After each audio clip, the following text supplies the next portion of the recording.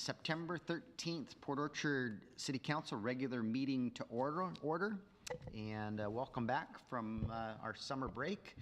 Things are hopping around City Hall, that's for sure, this last couple weeks as we moved into September. Recording in progress. Right.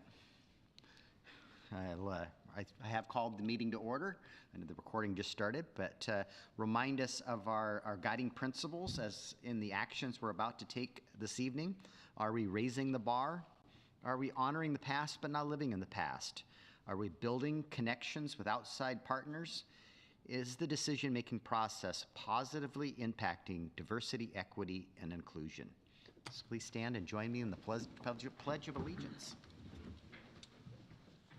Pledge allegiance to the flag of the United States of America and to the republic for which it stands, one nation, under God, indivisible, with liberty and justice for all. All right, we are to the setting of the approval of the agenda. Councilmember Cacciardi, I think you have a couple of items you want to add. Yes, the first one would be on the consent agenda. It would be item number L, and that would be the excusal of Councilmember Lucarelli for personal reasons. And the second will be, in addition to business items, we'll be adding a business item number K this evening, and that's the authorization of an amendment to contract number C094-21 with West Coast Code Consultants, Building Fire Code Plan Review and Building Fire Code Inspection Services. Second that. A motion by Councilmember Cacciardi, second by Councilmember Clausen to add a consent item for the excusal of Councilmember Lucarelli for personal reasons, and to add a business item K, which is a contract with West Coast Code Consultants. In further discussion, Councilmember Chang? Okay, let's vote on the motion on the floor, and you can make a further motion if you'd like. So, discussion of the motion on the floor? Hearing none, all in favor, please say aye. Aye. Any opposed? Hearing none, those items have been added. Do you have a further amendment, Councilmember Chang? Yes, I'd like to remove consent agenda item 4D and G? I'm sorry, D. D as in dog.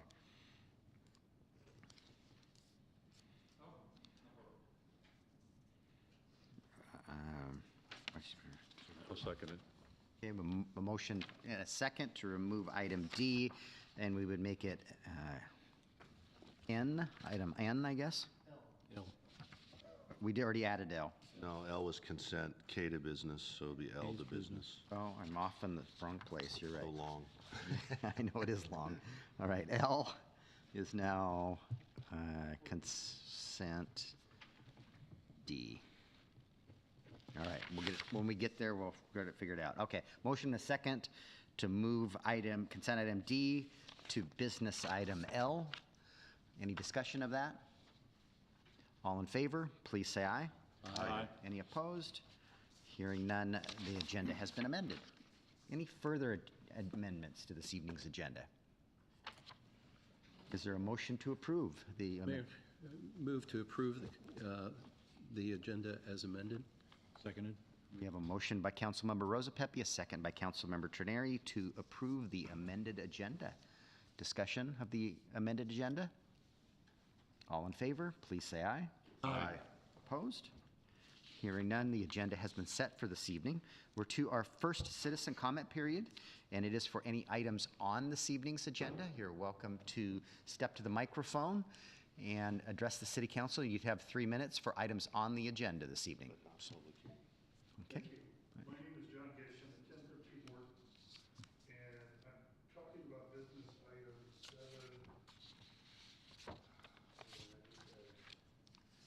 An ADU amendment Okay. on North Side. Mm-hmm. When I bought the property, I had multiple conversations with the city staff, and I went ahead and purchased the property. This is property that the city was going to tear down because the prior owner is derelict for about 10 years. I spent a lot of time and effort fixing it up to use it as in the trust for my grandchildren and great-grandchildren in college to rent. I'll be there as long as I'm there, but they probably won't move here.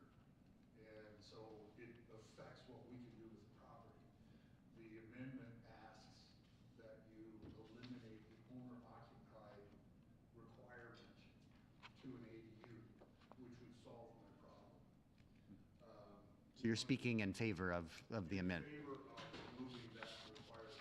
Some of the staff was concerned about maintenance of property, and that, any type of rental property, you got that as an issue.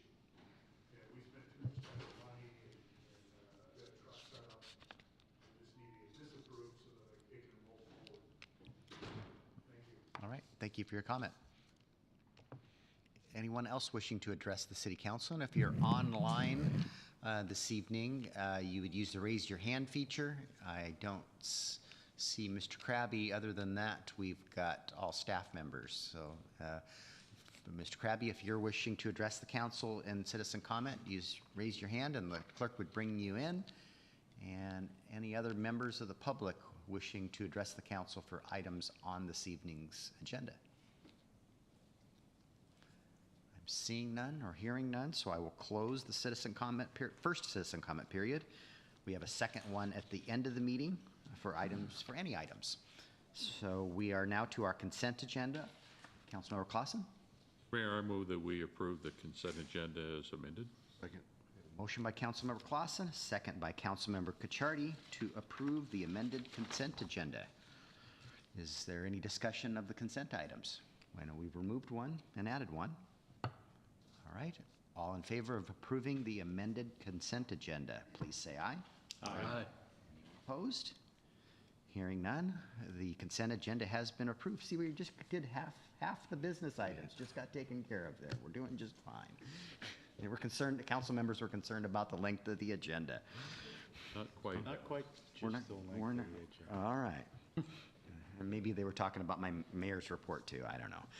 All right, we're to our first, we have a presentation, then a number of public hearings. So this evening we have Fire Chief Jeff Fawcett here this evening to talk to us, I think, about the fire levy. I am. So welcome. Thank you, Mayor. Thank you, Council. I just told her that we don't need to, I had a PowerPoint, but I saw your agenda and I'm gonna spare you for that. So we'll just work right through this and I'll just take a few minutes of your time. For those that are watching online and those, I just want to give a brief update on South Kitsap Fire and Rescue and some of the things that we have going on within the agency. As we all know, we're growing as a community. The city is growing, the county is growing, and with that growth, we have to plan for our future, just like we are here in the city of Port Orchard, and you are as elected officials planning for the growth that we're all seeing. We're doing the exact same thing at South Kitsap Fire and Rescue. South Kitsap Fire and Rescue has been for a long time and continues to be the largest fire agency in Kitsap County. We serve over 79,000 residents now. Our borders are 117 square miles, not just within the city of Port Orchard, obviously, but we cover the entire south end of the county, from Bremerton to Mason County to Pierce County and out to the water. We even cover a little island called Blake Island. Many people don't recognize that, but we do have an island in our district. As we continue to grow, we continue to plan for the growth of our community and what that means. And coming up this fall, we have a ballot measure on the November 8th election to restore our fire levy back to $1.50 and bring some income in that will help help South Kitsap Fire and Rescue provide the services that we do.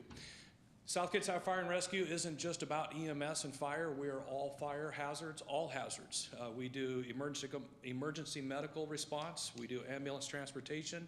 Of course, we put out fires, both wildland, structure, vehicle, hazardous material, technical, and water rescue. Thank you, Chief Brown, for your boat.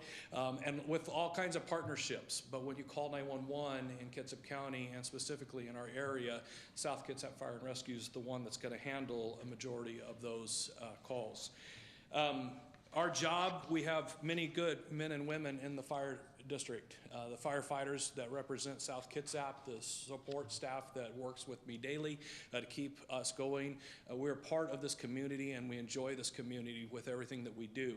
Our firefighters are constantly engaged. Some of you may see some of the social media of firefighters and police officers, public servants going above and beyond, helping citizens after their emergency, whether it's cleaning gutters or mowing lawns or shopping or doing things that they do because it's a personal interest to us. Our agency has seen, as we continue to grow, we see growth that is occurring, and that population, as it comes in, drives call volumes, as it would for any other service in our line of work. In the last 10 years, we've seen a 47.5% increase in our call volume. That is pretty significant. Last year alone was 10.7%, the biggest increase we've ever seen, and we ran over 12,000 calls in 2021. We thought that during COVID and during the pandemic that our call volume would go down, and it did not. It did for about 90 days, and then it ticked right back up and has exceeded any of those. On track right now, we're looking at about a 5% increase in call volume going into 2023. And so that leaves us with, what do we do for the future? And at those rates of growth, as I drive around the community and I see the apartment buildings and I see the home tracks and I look at what's on the agenda or what's on our plans for new construction around the area, we have to plan for that.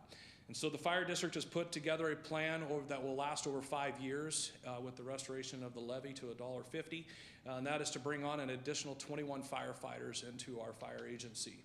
That will increase our minimum staffing every day, up 8 firefighters. Currently, we staff our daily operations with 19, and we will bring that number up to 27 by the year 2025, 6, somewhere in there as this revenue comes in.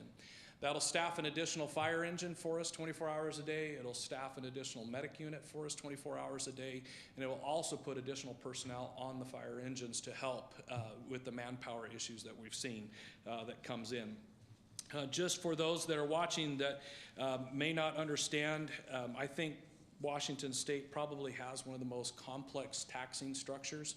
And for me to try and explain that in a few short minutes would be complicated. So I encourage anybody that wants to learn how levies work, how bonds work, how we're funded, how specifically the fire district is funded, to come in and see me in my office, or I'll meet you for coffee or wherever you want.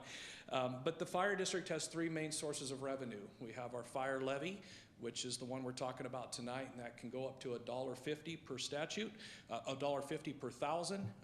And then the second revenue is our EMS levy, which can go up to 50 cents, and those we can only go $2 per thousand on the assessed valuation of our homes. The third source of revenue is our ambulance billing. The fire levy is 66% of our overall budget, so it's a significant portion of the fire district. And just like most fire agencies, taxing districts, that levy, or those levy funds, provide the operations, the people, the power, the water, the utilities, all the operations, the uniforms, all the gear, all the supplies. That's what the levies support.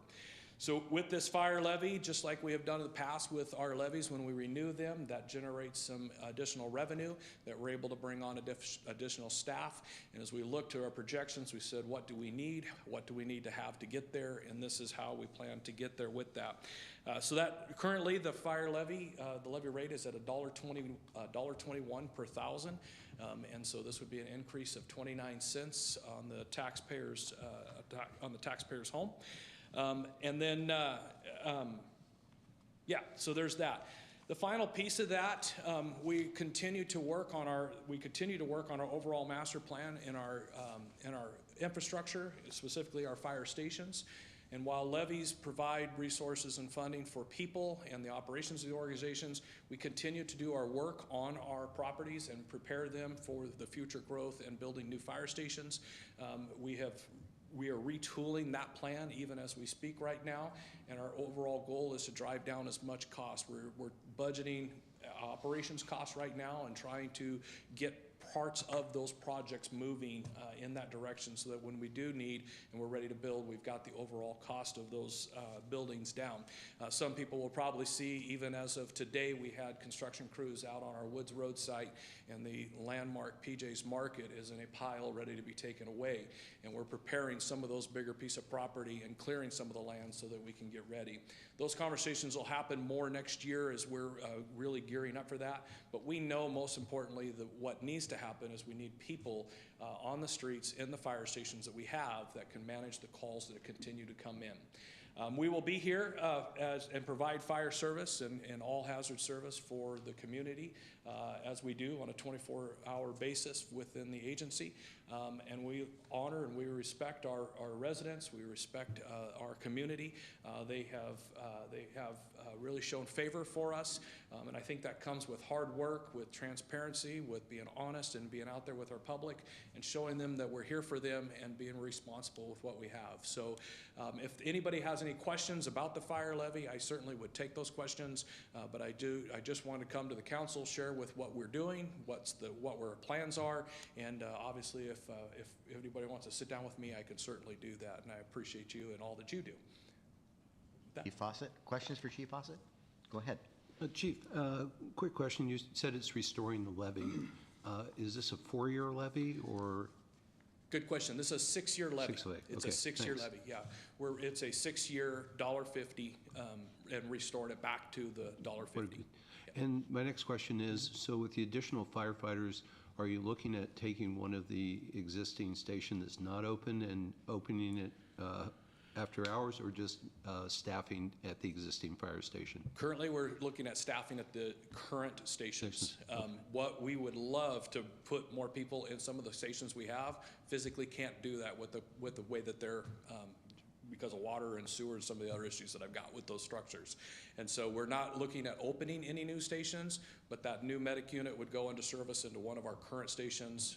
The station that would get the fire engine is on Bethel, just down from station Fred Meyer would get the fire engine. Thank you, Chief. Yep, thank you. Any other? Questions for? Thank you, Chief. Thank you. Thank you. All right, thank you, Chief. And now we are on to we have 3 public hearings scheduled for tonight. The first of which is regarding the imposing a 0.1% sales tax dedicated for transportation. And Mr. Crocker, you're giving that presentation, I believe. I am, and Brandy's going to share my screen.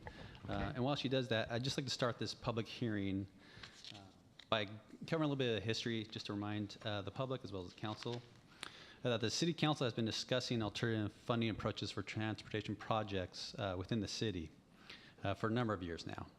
And at the 2022 council retreat, the City Council discussed pros and cons of a transportation benefit district sales tax and potential uses for this funding. At the June council meeting, staff presented information regarding Senate Bill 5974, which was passed by the state legislature, which would allow for councilmatic action to impose a 0.1% sales tax increase dedicated to transportation projects in specifically Port Orchard. So that is what we're going to be reviewing on the public hearing tonight. At this point, council's met several times. We've talked about it. Council would like to move forward. And so I just want to culminate all these efforts with a review of the information. Am I able to join? Just to tee up a future item too, Janine, if you could add, I see Jackie Brown online, if you could make her a panelist.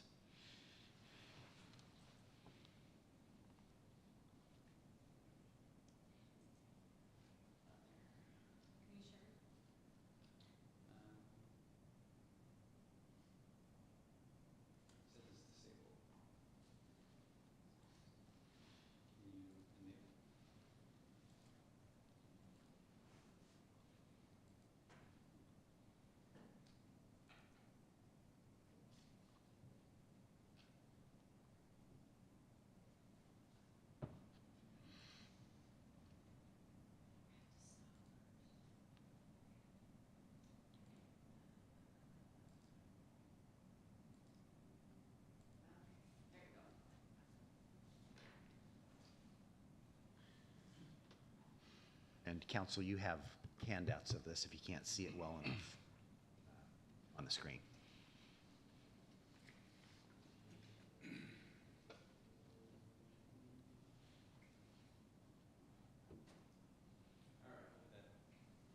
Perfect. Thank you, Brandy. So first, for tonight's presentation, I just want to cover again, remind for the public listening here, what a transportation benefit district is. So brief overview. We'll review the timeline and process that we've gone through. And then we're going to focus on a little bit on what we discussed as far as the use of the funding. We'll look at, again, the proposal and the projections and the scenario analysis that we've gone through at previous meetings, and then we'll open it up to the public for comment. So as a reminder, a transportation benefit district sales tax increase is a tax on all sales within the jurisdictional boundaries dedicated for transportation purposes. And I like this picture because I've been trying to get these penny pictures up to really illustrate the impact. Because when I shared this with other folks, they said you could just stop the presentation here because this is really where it makes sense to the citizens as well as impacts them. So the example I want to illustrate here is that for a $10 purchase, the TBD sales tax would be about 1 cent. That's how much additional money the consumer is going to pay, and that's how much the city would receive. For a $100 purchase, the TBD sales tax would generate roughly 10 cents. So I think that's helpful for the public to understand the impact to them when they're out there purchasing goods and services, how much of the tax increase is really going to impact them. I'd say for a penny and 10 cents, this is a well worth thought out plan to fund our transportation system. So again, City Council has been evaluating solutions to address our local funding challenges for transportation projects in the city. And below here, I'm not going to read through it here, but here is the legislation that was recently passed that would allow for councilmanic action of the 0.01%. Again, I briefly touched on this. We've been talking about this specifically all year. The February retreat, again in June, we had intense discussions at both the Utility Committee, Transportation Committee, and then the last few meetings in July reviewed the analysis and the proposals and continued to have that discussion. Meanwhile, the mayor was out there in the community talking at different events, talking about what we were proposing, talking about the plans.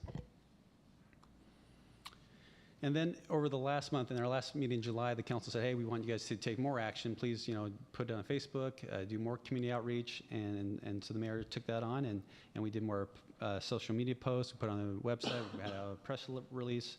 I know he has gone out and spoke at the Chamber of Commerce and other merchant associations. So we really try to do that public output push from our side to make everyone at least aware of what we've been talking about and the plan and proposal that we'd use this tax for. So August 9th, we provide the council with a draft of the ordinance of what would go forward. And here we are, September 13th, opening the public hearing. Next weekend, we'll have it as a discussion item if there's anything further to discuss by council, and then we'll follow up by the end of the month with an adoption of the ordinance. That allows us time to provide DOR all the necessary documents and information they need by October 14th, which then will allow the tax to go into effect by January 1st of 2023. Now, however, the tax will be in effect, we won't see revenues probably till about March or April of 2023. So as we develop a budget and talk about plans to spend that money, we have to keep that in mind that the revenues won't actually show up due to just delays in sales tax collections and remittance to entities.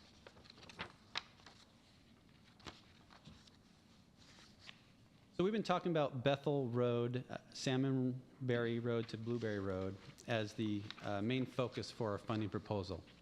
And the intent is to use our 1/10 to fund the design of this project. And this project has been discussed for years. And you can see it in the picture from the purplish to number 3 to the blue 1 with the dotted line there represented as far as the amount of roadway and through roundabouts that we are going to be looking at designing. For the public's benefit, I do want to mention that there is a lot more information on the Bethel project on our website. If you just search Bethel Road, we have corridor studies and lots of information that we've put out for a number of years now. And specifically, this is called Bethel Phase 1, and there's an icon on our website for Bethel Phase 1.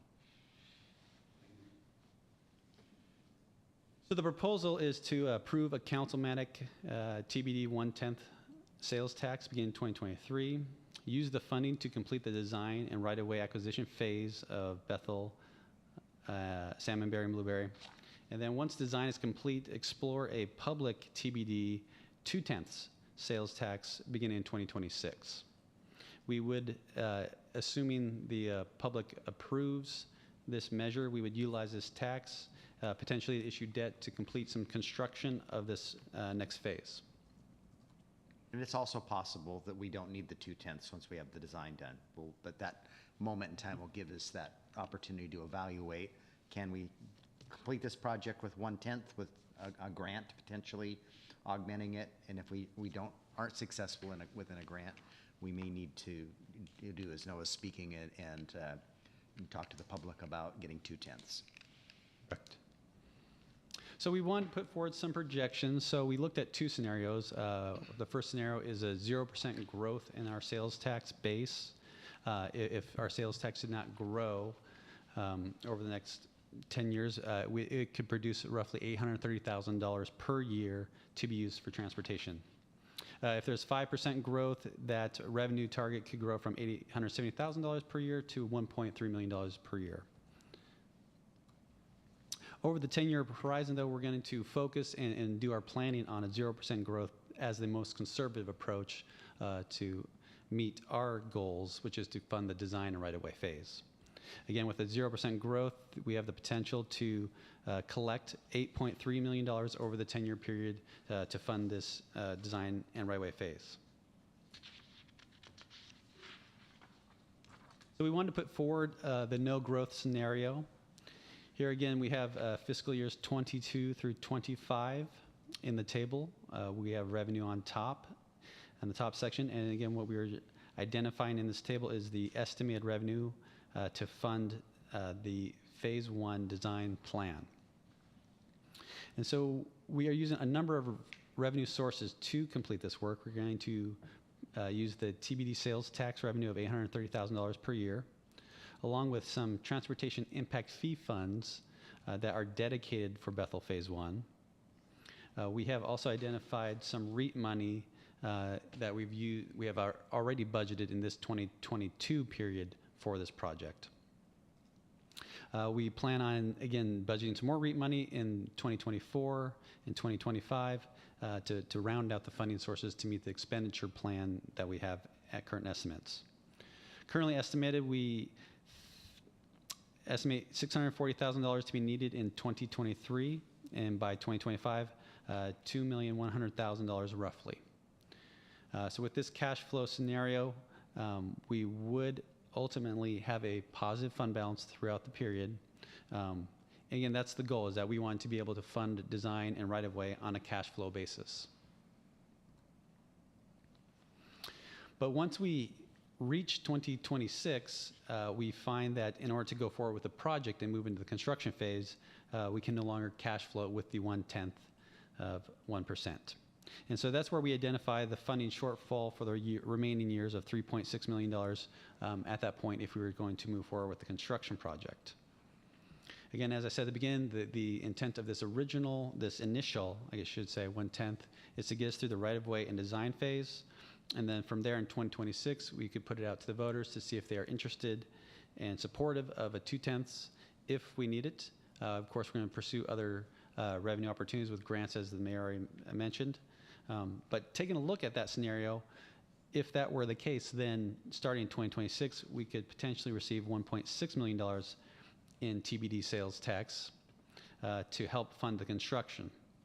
Now, in this table, you can identify that we have years between 2026 and 2030 that do not cash flow. But for the remaining years of the project, we would have sufficient funding. So we will have to do some, we'll have to come up with some strategies to fund the construction. Could be short-term debt. Again, we don't need to commit to anything now because it's a number of years out there in the future, but this is the funding plan that we have in place to kind of move forward with the 1/10 to accomplish our goals, which is to get the project to a place where we could move towards construction. So the next steps are we are holding the public hearing tonight. Again, council study session tomorrow if there's any additional comments or discussion that the council would like to hold. With that, we would continue the public hearing and close it on the 27th and then take action to adopt the ordinance. Again, with the intent of having this tax in effect by January 1st, 2023 and potential revenue to be received by the city in April and March of 2023. So with that, Mayor, I think it would be appropriate to open the public hearing to the public. Okay. And before I do that, I just want, you directed us at the last council meeting to do outreach. I have spoke, I was at the Merchants Association, I believe just before or just after the last council meeting. When I spoke of this measure, I had no one speak in opposition of it. Matter of fact, when I talked about how this tax, you know, all the shoppers and everybody that visits the Bethel corridor and shops on the Bethel corridor are going to help pay for this versus just the citizens at a Port Orchard. Just like you're doing, heads were nodding, you know, and that's the response I've gotten everywhere when I've spoken with about this. We've done at least 2 social media pushes on this. We've put it on our website. We've supplemented the information we have about Bethel Phase 1 on our website, and we've done a press release. So we've done a considerable amount of outreach in the last month to make sure that people know about what we're considering doing with the public hearing then here tonight. So with that, I will open the public hearing on this matter. And is there anyone wishing to testify on this sales tax measure here this evening? If you're online, use the raise your hand feature and the clerk would bring you into the meeting. I see no one stepping to the microphone, and I don't believe any hands are raised there. All right, with that, I will close this public hearing. You'll have another opportunity for further discussion at the next week's work study and potentially taking action on this at the January 27th meeting to meet the timeline that NOAA is September 27th to meet the timelines that NOAA has outlined in his staff report. So, Councilmember Chang? I don't want to go down a rabbit hole, but I do want to mention that the Facebook post was very well done. It was shared to other groups on Facebook. And as you can imagine, those groups have people who are commenting. Mm-hmm. Is there any way that perhaps some of those comments could be addressed? No, we are safe. We only push information on Facebook. That would be a problem with Public Records Act if we were trying to respond with that, because we can't control what's on social media or capture it. That's a pity, because I think it might help. There are people who are offering their opinion, which are not as informed as we would like them to be. And it might be helpful if someone said, well, if you read the link and if you look at the press release, you'll see that this particular segment doesn't include the whole. And this also has nothing to do with the high school, because that's one of the most common comments. Yes. Yeah. Yeah. It would be nice if there was a way that could be addressed, but I understand what you're saying about it. Yeah. And we have provided links to, you know, this presentation, what the TBD is, what Bethel Phase 1 is, and you're absolutely correct. As we all know, we have nothing to do with funding schools at the city of Port Orchard or the fire district, funding the fire district. They have their own taxing authority, and it's different funding mechanisms. Mayor, Yes. I would assume that if folks have issues and concerns that they've read on Facebook or whatever, they always have the opportunity to send us an email. Mm-hmm. And I know at least one that you have circulated with your response. So I don't know if we've received any more beyond that. That was the only one I got, and I didn't share his response, but he was very appreciative of the detailed response that I gave him about our funding plans for Bethel. My point is that the community has an opportunity, if they can't participate here tonight via in person or online, that they still have that opportunity to send us an email and Or write us a letter. Yeah. write us a letter. Or make a phone call, yes. Absolutely correct. Okay. Are we ready to move on to the next public hearing? Will there be more to come on this topic? All right, we're to the second public hearing, which is related to the McCormick Woods Development Agreement for Park Impact Fee Credits. And Jim Fisk is pitch hitting for Nick Bond this evening, so welcome, Jim. And this one's yours. Thank you. Jim Fisk, Department of Community Development. Jim, could you put that microphone just a little closer to you? Because the Can't quite hear recording me. doesn't, you almost have to. Can you hear me now? Yeah, just got to speak Okay. directly into I'll try to project my voice a little bit. The city has negotiated a development agreement for park impact fees with McCormick Communities. This agreement, if approved, would provide park impact fee credits to home builders in areas of McCormick Woods North and West. And those areas are identified in the agreement in exchange for public park improvements provided by the developer.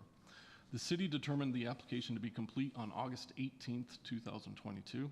The City of Port Orchard's responsible official issued a determination of non-significance, and the city advertised tonight's public hearing on August 26th, 2022, consistent with the requirements of the Port Orchard Municipal Code. The Department of Community Development received and responded to 2 comments in response to the notice of hearing and the determination of non-significance. Those comments generally addressed private ownership of parks in the McCormick Woods areas. These comments were included as attachment in the council's packet for tonight's public hearing. McCormick Communities and the city identified several projects in the city's comprehensive plan parks element and the adopted Parks, Recreation, and Open Space Plan to serve the public in the area, and which McCormick Communities intends to construct, including 2 new park entrances at McCormick Village Park, a multimodal trail, and on-street parking adjacent to the park near the intersection of McCormick Village Drive and Old Clifton. Additionally, McCormick Communities will construct multimodal trails along the eventual extension of St. Andrews Drive and a looped multimodal trail in McCormick West. These eventual streets are proposed to be located within public right-of-way. The value of the improvements is estimated to be $4.6 million. It is important to note none of the proposed improvements will occur on privately maintained or owned properties. The improvements contemplated in the development agreement do not affect HOA dues or tax rates. Private parks maintained by the McCormick HOA will continue to be privately owned and maintained. Much of the area subject to the development agreement has either received preliminary or final plat approval. The development agreement provides a park impact fee credit for approximately 2,650 dwelling units within the identified area. Those fees are paid upon building permit issuance. The agreement would be valid for a 20-year period or upon issuance of the last of the 2,650 dwelling units, whichever occurs first. The agreed park impact fee for subsequent building permits is $2,008. The value is derived from the maximum park impact fee credit divided by the anticipated number of dwelling units in the area. And with that, that summarizes the development agreement. With that, I will open the public hearing on this matter, which is the McCormick Woods Development Agreement Park Impact Fees Credit. Is there anyone wishing to testify on this matter? And if you're online, you just use the raise your hand feature, and the clerk will allow for your testimony. Hi, good evening. Can you see me? We can't Hear me? I can hear you. All right. Well, my name is Greg Krabbe. I'm here this evening on behalf of McCormick Communities.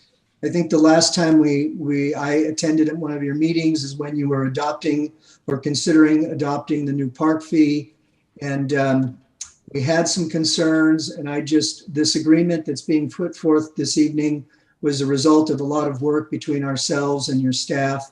I want to thank the staff for working so diligently so that we could get this in front of you in a timely fashion, and so that the park fee program can go forward quickly. So that's all I have this evening. Thank you. Thank you for your testimony, Mr. Krabbe. Is there anyone else wishing to testify on this matter? I'm hearing none, so I will close the public hearing on this matter. Any questions, council members? I know this is our first business item, so we might be able to address some of those questions at that point in time.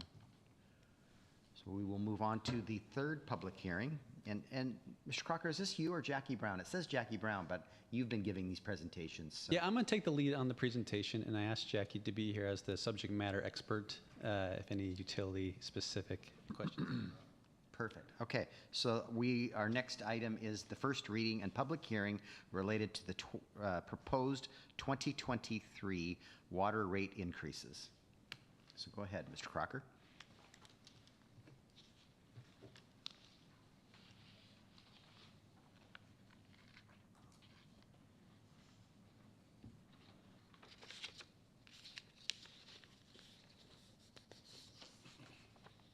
Much like the last public hearing, I wanted to start this public hearing by, again, doing a presentation for the public to bring them up to speed with all the conversations, discussions, analysis that the council has conducted over the last year. Again, which is going to culminate in proposed ordinance to come forward September 27th. So first, let's take a look at the timeline. We have been talking about this with the utility committee since May and a little bit before that, but we really got into the nuts and bolts of talking about the proposed changes, and general direction. And so we met with the utility committee monthly, and then once we had an semblance of a proposal and some policy framework questions, we brought it to the finance committee as well as the full council for work study session in July. We brought our proposal back again in August, and have been at every meeting in August kind of presenting our findings, results, and kind of fine-tuning the rate proposal. All this has led to today's hearing. Again, we're not taking any action, taking a public hearing. This will be a topic on next week's council study session. Again, if there's any follow-up or any comments we receive from the public via email. And then we can take action on September 27th. Overall, when we talk about what we've done here, we started by looking at the water financial plan, the whole outlook of our water utility over the next 6 years, which includes operations as well as folding into our entire water capital improvement plan, which you can find in the city's comp plan.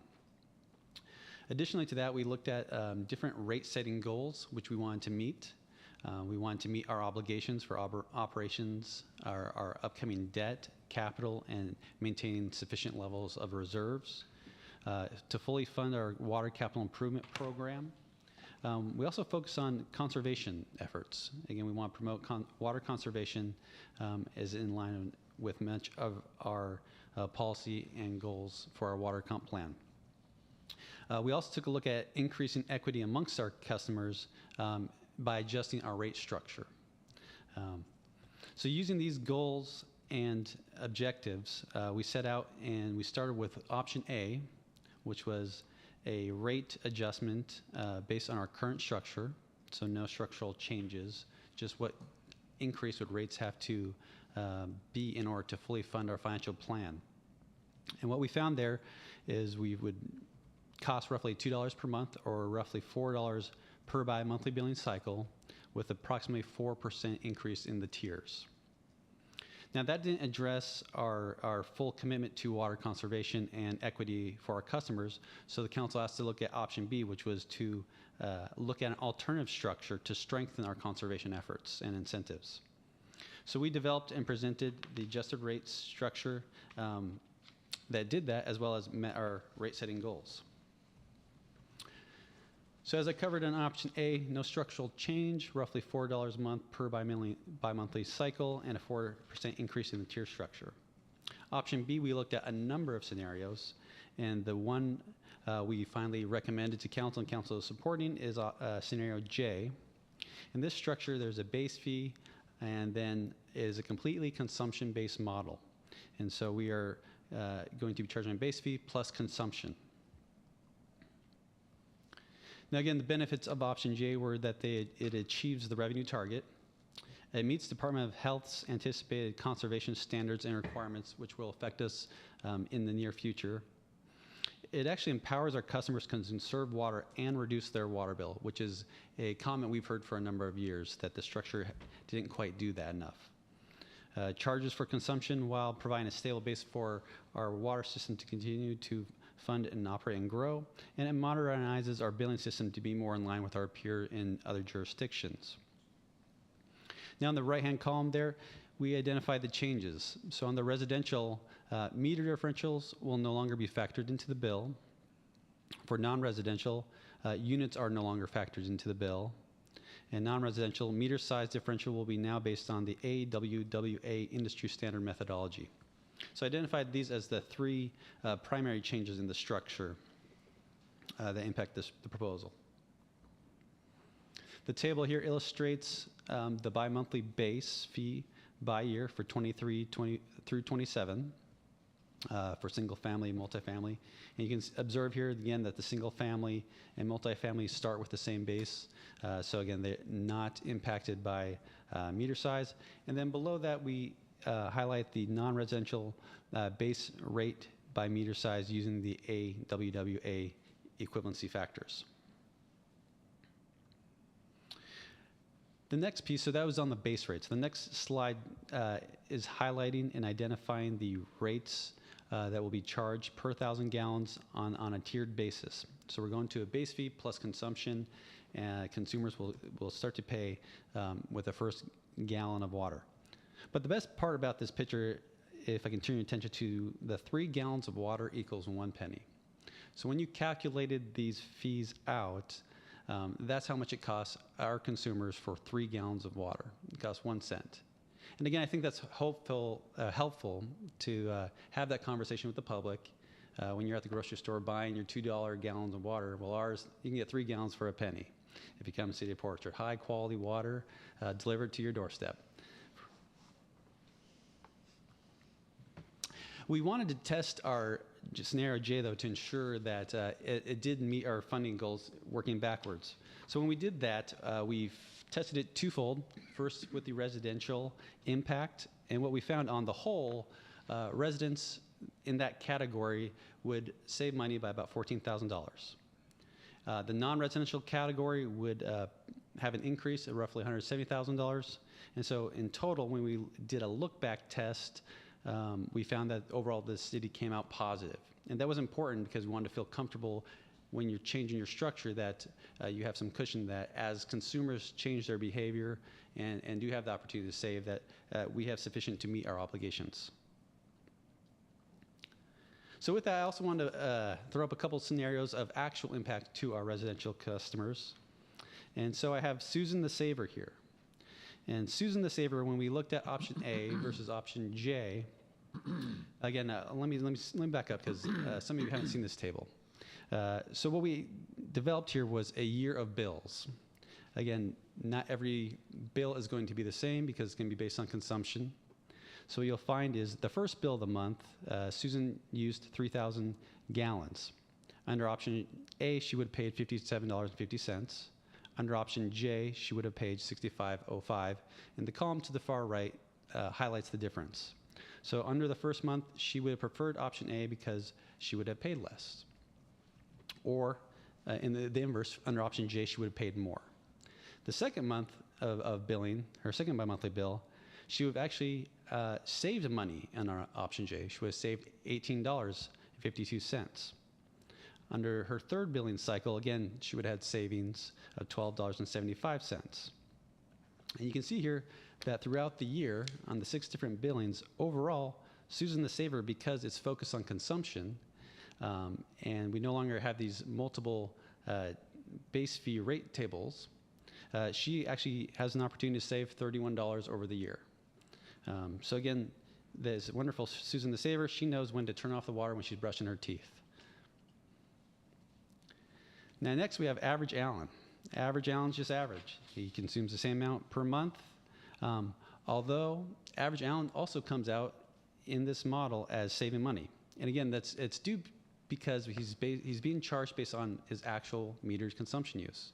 It is no longer this 2-tiered base rate that could propel Allen to a higher than his peers' charges. So Allen, the Average Allen, would also have preferred the option J. Lastly, we come to Waston Wally. Now, Waston Wally, he would have preferred option A. And I want to make it very obvious that, you know, Waston Wally is out there watering the lawn, not thinking about anything, but his consumption is incredibly high.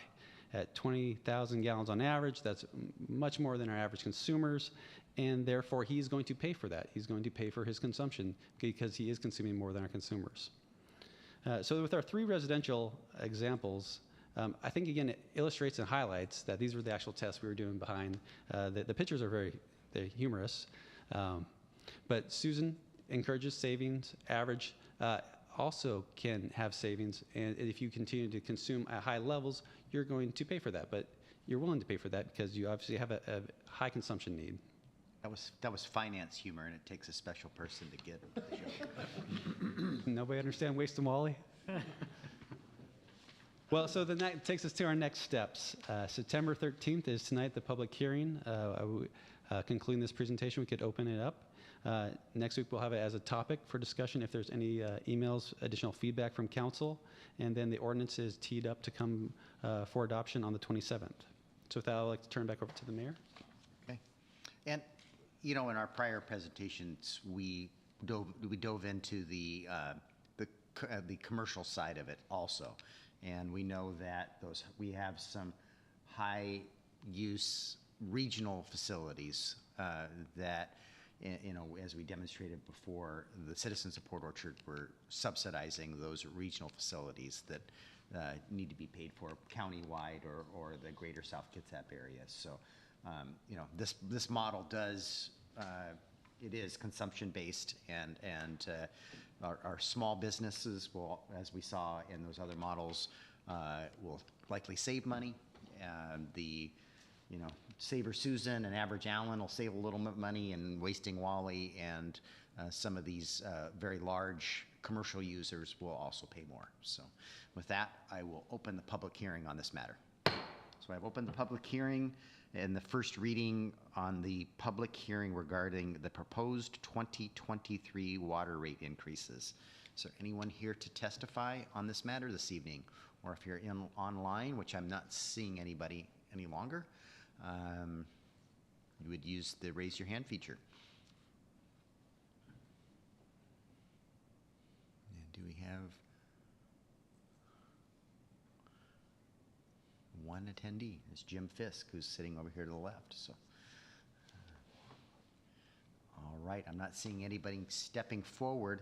The question I have at this point, and I will defer to the attorney whether I should do it in this manner. Do we wish to keep this public hearing open to the 27th and close it at that point, or close it now? We would still allow public testimony on the water rates and public comment on the 27th. Is there a desire to leave it open or reopen it? I guess whichever the attorney would prefer, or the council, and actually input from the council is, this hasn't been controversial. I think we've touched this a number of times, and I'd be comfortable with closing the public hearing, but I want to hear their voices on that matter. I'm comfortable with closing it. Closing it? And They still have the opportunity to speak during our business meeting. correct, because it would be a business item, and there would be allowed public comment on that at the beginning of the meeting. So, I agree. okay, I'm comfortable based on involvement, closing it. okay. So with that, I will close the public hearing, and this item will be on the 27th agenda, and it will also, I don't know that there's a need to have it on the work study next week. I don't think there's anything else, it'd be any public comment we got on the 27th, we could address at that point. Okay? All right, we are through our 3 public hearings, and it appears we have, are we having an executive session, Charlie? Yes. We are not, that was just a placeholder. Look at that, made up 15 minutes there too. All right, we're on to our business items. First is item A, adoption of an ordinance approving a development agreement with McCormick Communities for park impact fees. Mr. Fisk, this is you again. Jim Fisk, Department of Community Development. If you'd like, I can read all of that again. Otherwise, the information related to the proposed development agreement was read into the record during the public hearing. Staff recommends approval of the development agreement as presented. Okay, and as Mr. Fisk spoke to, he read the entire staff report as part of the public hearing. And Councilmember Diener, would you like to make a motion? Yes, Mr. Mayor, I move to adopt an ordinance authorizing the mayor to execute a development agreement with McCormick Communities as presented. Second. Motion by Councilmember Diener, second by Councilmember Cacciardi. Is there any discussion of this item? Councilmember Rosepepe, go ahead. Yeah, first of all, Mayor, I'd like to commend you and staff for getting these agreements on the table, and that the staff continues to work with our developers in providing infrastructure that our citizens need and want. before the city would be able to fund them by being able to use this mechanism. So they get billed sooner, we get to use them sooner, and I think it's a win-win both for the city and for the community, so thank you. You're correct, they make the investment now, and they get paid back over time, and so basically, we got a 0% loan. And I think it's a great, we entered into this, as we've seen other, as we did with Terragon for the credits on their sewer. Sometimes we're not there ready to build infrastructure when the community wants it, and this is a way for that critical infrastructure, or in this case, public amenities like parks and open space that can happen sooner versus later. So, other comments? Councilmember Diener? I'll just comment that we've talked about this a few times, and it was also in front of the Land Use Committee, and we were favorable of this action as well. Okay. Any other comments? Or the last comment would just be they're just able to build these things more efficiently. So it is saving our citizens money, and because they can do it quicker than we can too, right? Costs over time escalated. So if we weren't able to get something for 5, 6, 7 years, the cost listed here would undoubtedly be a whole lot more than that. So it just is a win-win across the board. I agree. Any last comments? Hearing none, you'll be voting on the adoption of an ordinance approving a development agreement with McCormick Communities for park impact fees. All in favor, please say aye. Aye. Anyone opposed? Hearing none, the ordinance passes. We're to item B, adoption of an ordinance amending Port Orchard Municipal Code, Chapter 20.68 and 20.38.235 regarding accessory dwelling units owner occupancy. Mr. Fisk, this is you again. Jim Fisk, Department of Community Development. During the 2021 regular session of the State of Washington, the State of Washington passed House Bill 1220 related to supporting emergency shelters and housing through local planning and development. A new section was added to Chapter 36.70A of the Revised Code of Washington, which encourages cities to consider policies encouraging the construction of accessory dwelling units as a mechanism to meet affordable housing goals. Earlier versions of various House bills were included language that would prevent cities from requiring owner occupancy on lots where ADUs are allowed, but this provision did not pass the legislature, but could be considered by the legislature again in future sessions. Despite the lack of amendments to state law, city staff believes that the owner occupancy requirement in POMC 20.68 is a barrier to ADU construction, and that our requirement to record a deed restriction as part of permitting an ADU, and that requirement will create an administrative burden if the legislature acts to prohibit ADU owner occupancy requirements in the future. Moreover, in most districts where ADUs are allowed, duplexes are also allowed and don't include similar owner occupancy requirements. The proposed ordinance would amend the owner occupancy requirements in POMC 20.68.070, .090, and .100 to help encourage the development of ADUs, thereby addressing affordable housing goals consistent with the guidance provided by the state legislature and the city's comprehensive plan. Staff introduced removing an owner occupancy requirement for accessory dwelling units to the Planning Commission at the March 1st, 2022 Planning Commission meeting, where the Planning Commission requested that staff continue to review the owner occupancy requirements for ADUs. Staff discussed the proposal with the Land Use Committee on April 20th, 2022, where the committee recommended that staff continue working with the Planning Commission on the current proposal as drafted. The Planning Commission, after hearing testimony in support of the proposed ordinance, voted to recommend approval to the City Council. Or Clausen?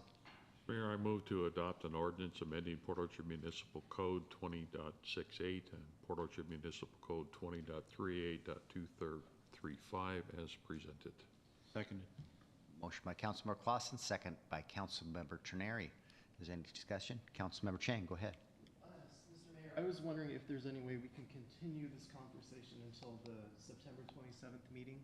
I had a conversation with Councilmember Lucarelli, who was very interested in participating.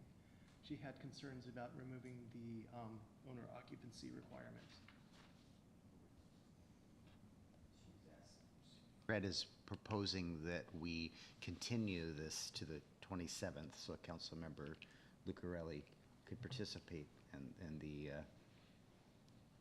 Take a motion, I would suspect. That That would be a motion, and it would need a second to be voted on. Be a motion to move to a date certain, so I move to move this item to a date certain, meaning September 27th.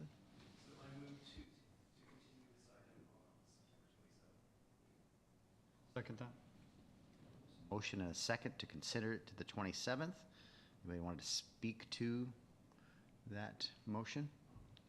Councilmember, I think Councilmember Chang somewhat did, and is Yes, reasoning that Councilmember Lucarelli wanted to participate in that conversation.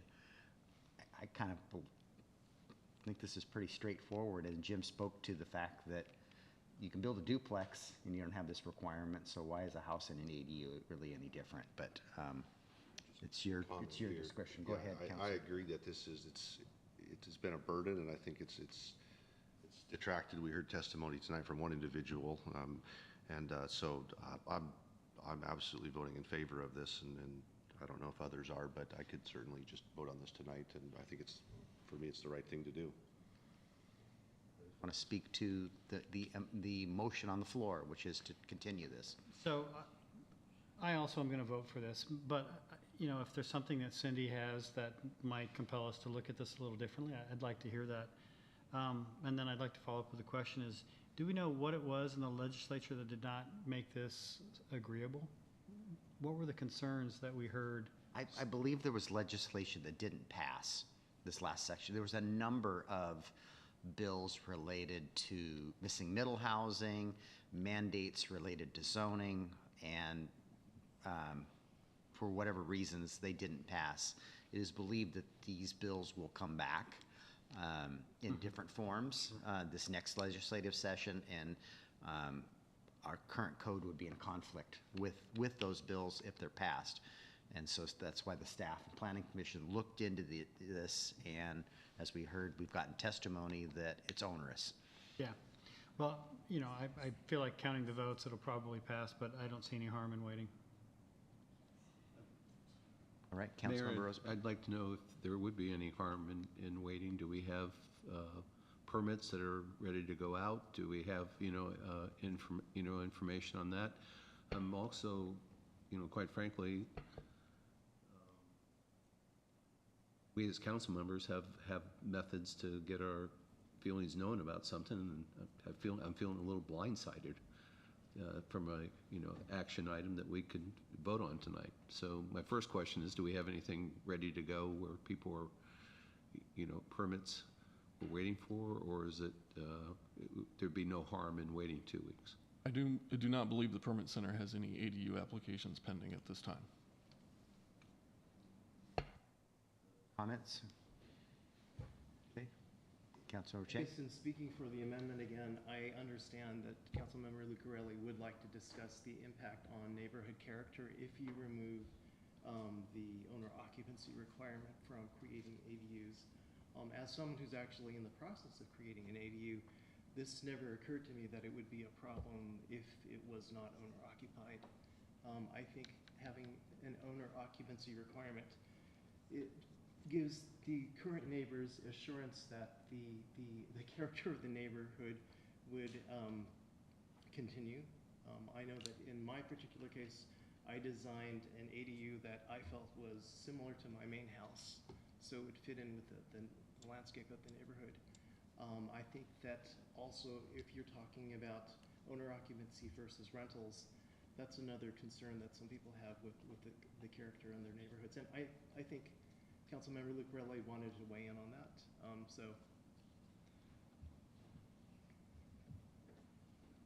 Based on what I'm seeing in the legislature, I believe legislation's going to pass that trumps this. I can see the writing on the wall that the legislature is certainly dictating to cities how we get more density, but I think cities have also pushed back because they are concerned about the character of their neighborhoods. This is also more affordable housing, I think, focused than density focused.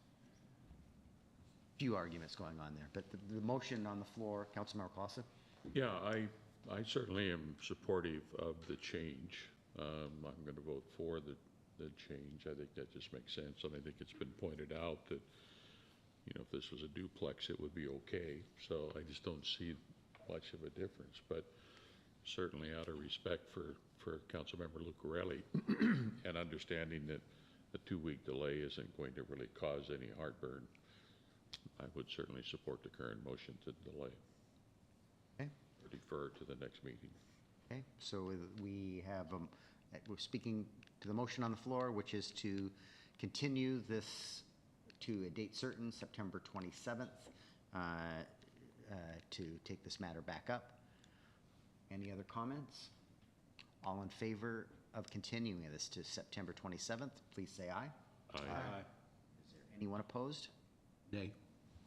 One nay. And so the motion passes, and we will continue this to the September 27th meeting.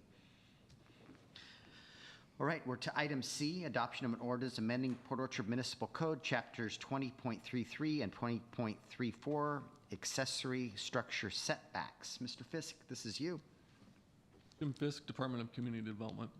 In 2018, the City Council adopted chapters 20.33 and 20.34, the Greenbelt and residential zoning designations. These districts contain development standards on properties designated Greenbelt, R1, R2, R3, R4, R5, and R6.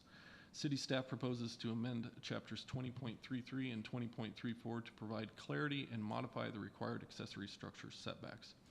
Currently, POMC 20.33.0102 does not permit accessory structures in the Greenbelt District. However, POMC 20.32.015 specifically identifies accessory structures as a permitted building type in the Greenbelt District. Staff intends to provide consistency between the two sections and clarify that accessory structures are permitted in the Greenbelt District. The inclusion of accessory structures in POMC 20.33.0102 then necessitates addressing the required setbacks in the event an accessory structure is proposed. The proposed Greenbelt accessory structure setbacks differ from those proposed in the residential districts, as development in the Greenbelt is generally of lesser density and intensity. The proposed setbacks recognize the difference between the types and intensity of development. The R1, R2, R3, and R6 districts currently identify accessory structure setbacks. Staff intends to modify the accessory structure setbacks to provide more flexibility in the location of these structures on a lot. This is of particular importance on smaller infill lots, which may have alley access. In some instances where alley access exists, the proposed accessory structure setbacks would allow zero lot line development and the sharing of common walls, provided the walls meet fire separation requirements outlined in the building code. Additionally, the proposed amendments would reduce the required rear yard setback for accessory structures from 10 feet to 3 feet. The current rear yard setback for the primary structure on a site is 10 feet, which sometimes presents challenges locating accessory structures behind a primary structure. The intent is to provide greater flexibility while creating consistency throughout the residential districts. The R4 and R5 districts are currently devoid of any accessory structure setback requirements. Staff proposes the adoption of the same standards as described previously for the same purpose. While the R4 and R5 districts do not permit detached houses, multifamily development often proposes accessory structures such as covered shelters for parking, mechanical buildings, and the like. Without accessory structure standards, staff cannot apply accessory structure setbacks and is often in a position where, while the building type is permitted, the permitted location cannot be identified. Staff has used principal building setbacks in this instance. However, the introduction of these standards provides clarity for the property owners and staff. Staff introduced the proposed amendments to the accessory structure setbacks to the Planning Commission at the July 5th, 2022 Planning Commission meeting. The Planning Commission held a public hearing on August 2nd, 2022, and voted to recommend approval of the proposed ordinance to the City Council. Councilmember Chang. Mr. Mayor, I move to recommend adoption of an ordinance amending accessory structure setbacks in Port Orchard Municipal Code 20.33.010 and 20.34.060 through 20.34.060 as presented. Second. Councilmember Chang, second by Councilmember Diener. Councilmember Clausen? I'm just a bit confused as to the motion is to recommend adoption. What does that mean? Or are we adopting a change? I'm not sure. Yeah. The action intended was to adopt, correct? Correct. So it would just need to be a rephrasing of the motion? Yeah. And then an acceptance of the a modified motion by the second. I accept, yeah, that's fine. Thank you. Thank you for the clarification. Thank you for thinking about it and not just reading what was there. Obviously, that's what I did. I want to commend staff for this. This actually would help in giving flexibility to people creating ADUs. In my case, it actually would save me a little more yard space if I didn't have to honor the 10-foot rear setback. But I'm actually very pleased with the way that my construction's going. I just hope it continues, and staff has been very helpful. So thank you. Other comments related to the setback requirements? Councilmember Diener? I just am curious about the planning commission. Was that a unanimous vote? Was there any opposition to the proposed changes? It was unanimous. We still have to meet fire code. You know, Correct. even though this closer, that we have to abide by fire code would trump any of these actions. That's correct. Other comments, questions? Okay, you'll be voting on adoption of an ordinance amending Port Orchard Municipal Code related to accessory structure setbacks. All in favor, please say aye. Aye. Anyone opposed? Hearing none, the ordinance passes. We're at item D, adoption of a resolution approving a contract with AA Advanced Septic Services, Inc. for the 2022 McCormick Woods Annual Septic Tank Cleaning. This is you, Mr. Hammer. Thank you, Mr. Mayor. This is Chris Hammer with the Public Works Department. The city annually pumps residential septic tanks in McCormick Woods. Public Works staff identified 51 septic tanks that are due for pumping. By this resolution, the City Council would authorize the mayor to execute a contract with A Advanced Septic Services for the 2022 McCormick Woods Annual Septic Tank Cleaning Project. To select A Advanced Septic Services for this service, staff utilizes the Small Works procurement process set out in state law and in the city's procurement policies resolution number 036-22 as amended. On July 19th, 2022, pursuant to the RCW 39.04.155, the city's Public Works Department established a list of qualified contractors from the MSRC 2022 Small Works roster for the main category, septic system, and subcategory septic tank cleaning and pumping. On July 20th, 2022, the city's Public Works Department issued an email invitation to bid to all the contractors on the roster. By 1 p.m. August 3rd, 2022, due to the due date, the city received one proposal from A Advanced Septic Services Incorporated in the amount of $691.41 per septic tank, applicable sales tax included, for 51 septic tanks. A Advanced Septic Services Incorporated was deemed the presumed responsive and low qualified bidder. Final bid amounts are as follows. A Advanced Septic Services Incorporated, $35,261.91. On August 3rd, 2022, the City Public Works Department completed the MSRC mandatory bidder responsibility checklist and determined that the AA Advanced Septic Services Incorporated bid of $35,261.91, applicable to sales tax included, was the lowest qualified bid. The Public Works Department has confirmed that the bidding procedures for the Public Works have been followed. Staff recommends that the City Council adopt resolution number 55-22, authorizing the mayor to execute contract number C096-22 with A Advanced Septic Services Incorporated for the 2022 McCormick Woods Annual Septic Tank Cleaning in the amount of $35,261.91. Clausen. Mayor, I move to adopt resolution number 055-22, authorizing the mayor to execute contract number C096-22 with A Advanced Septic Services Incorporated for the 2022 McCormick Woods Annual Septic Tank Cleaning in the amount of $35,261.91. Second. By Councilmember Clausen, second by Councilmember Rosapepe. It's very nice to see this number continue to decline. We used to spend a tremendous amount of money on this annual work due to our conversion of those step systems. And we haven't had a big push, because we've tackled most of them, but there are a few hundred left, maybe 150 to 200, Okay. I would guess. That's what I was wondering. And we continue to offer every year to convert folks, and we pick up 20 or 30 every year. So this number continues to decline, and we used to spend a tremendous amount of money annually on not just the pumping out, but then the service calls and the maintenance of those systems. So we're really moving the needle here.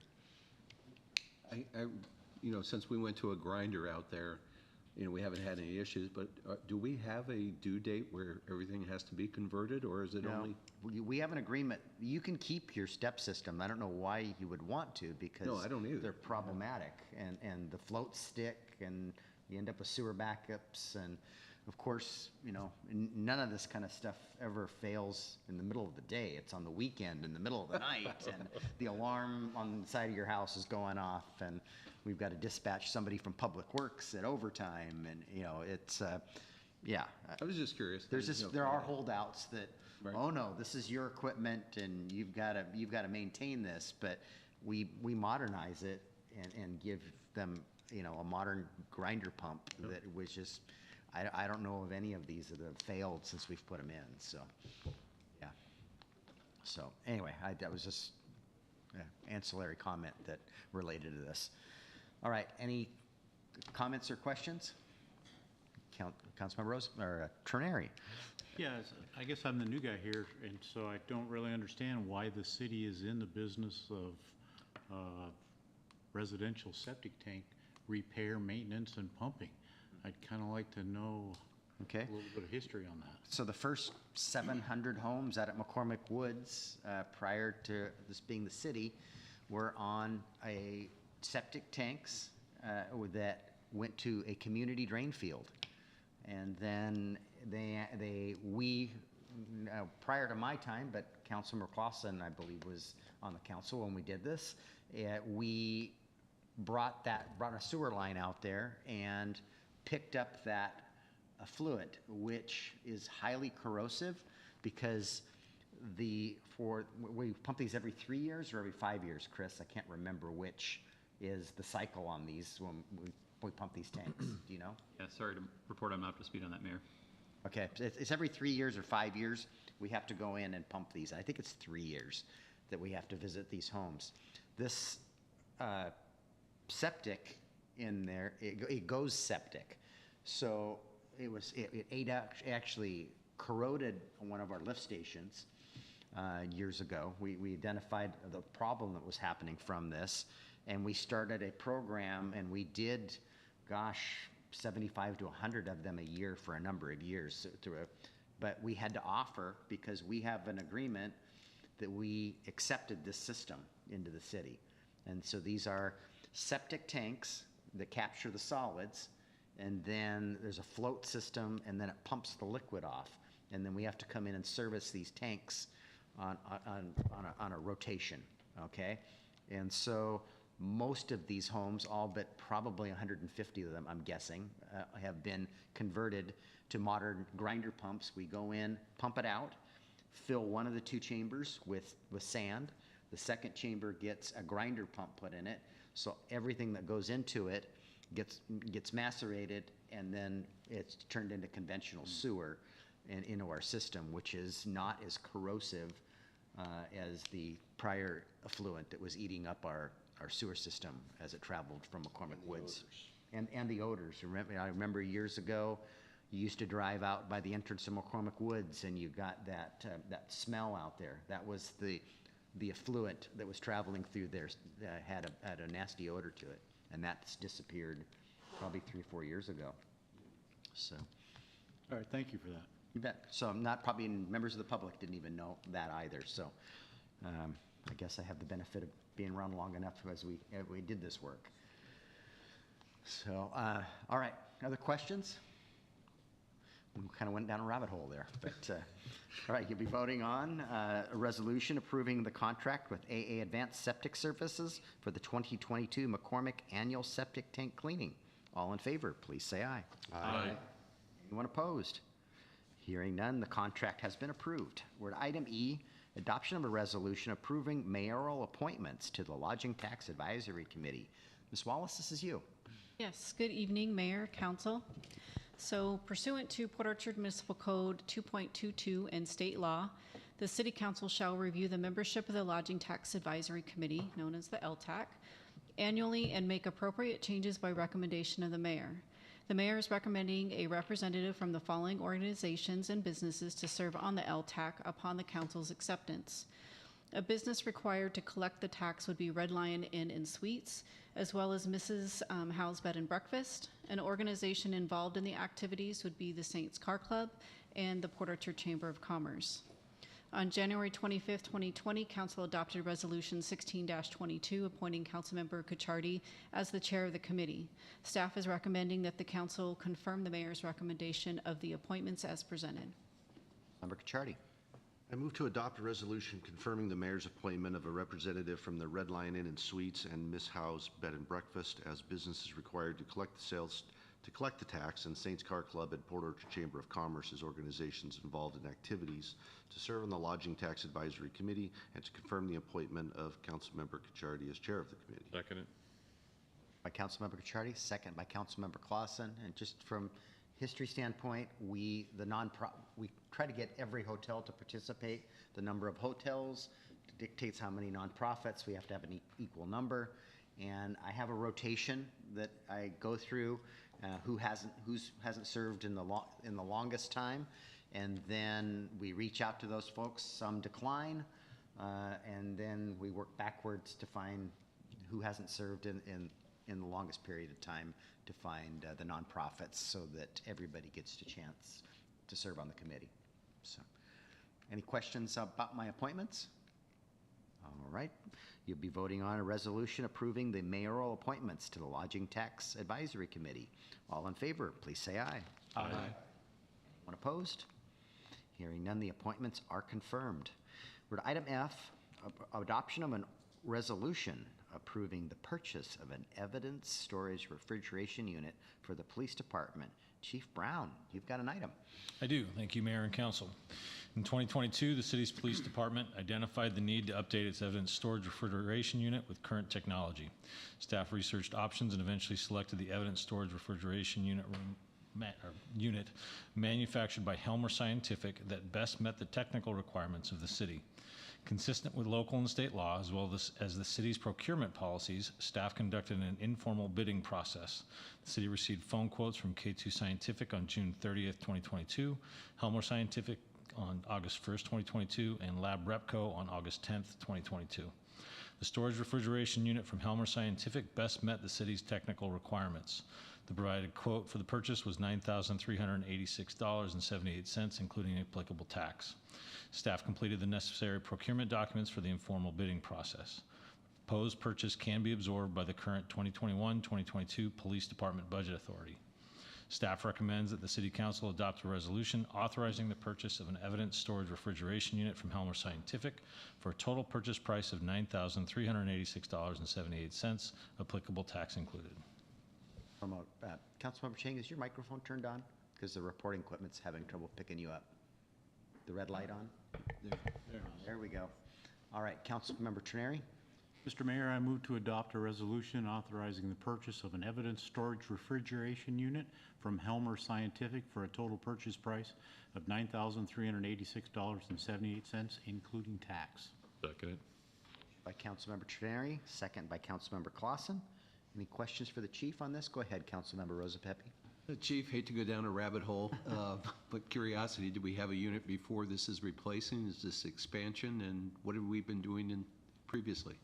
We do have a refrigeration unit. It was purchased about 10 years ago. It's about at the end of its life, and it was purchased from a big box store. It is not a scientific or evidentiary style refrigeration unit.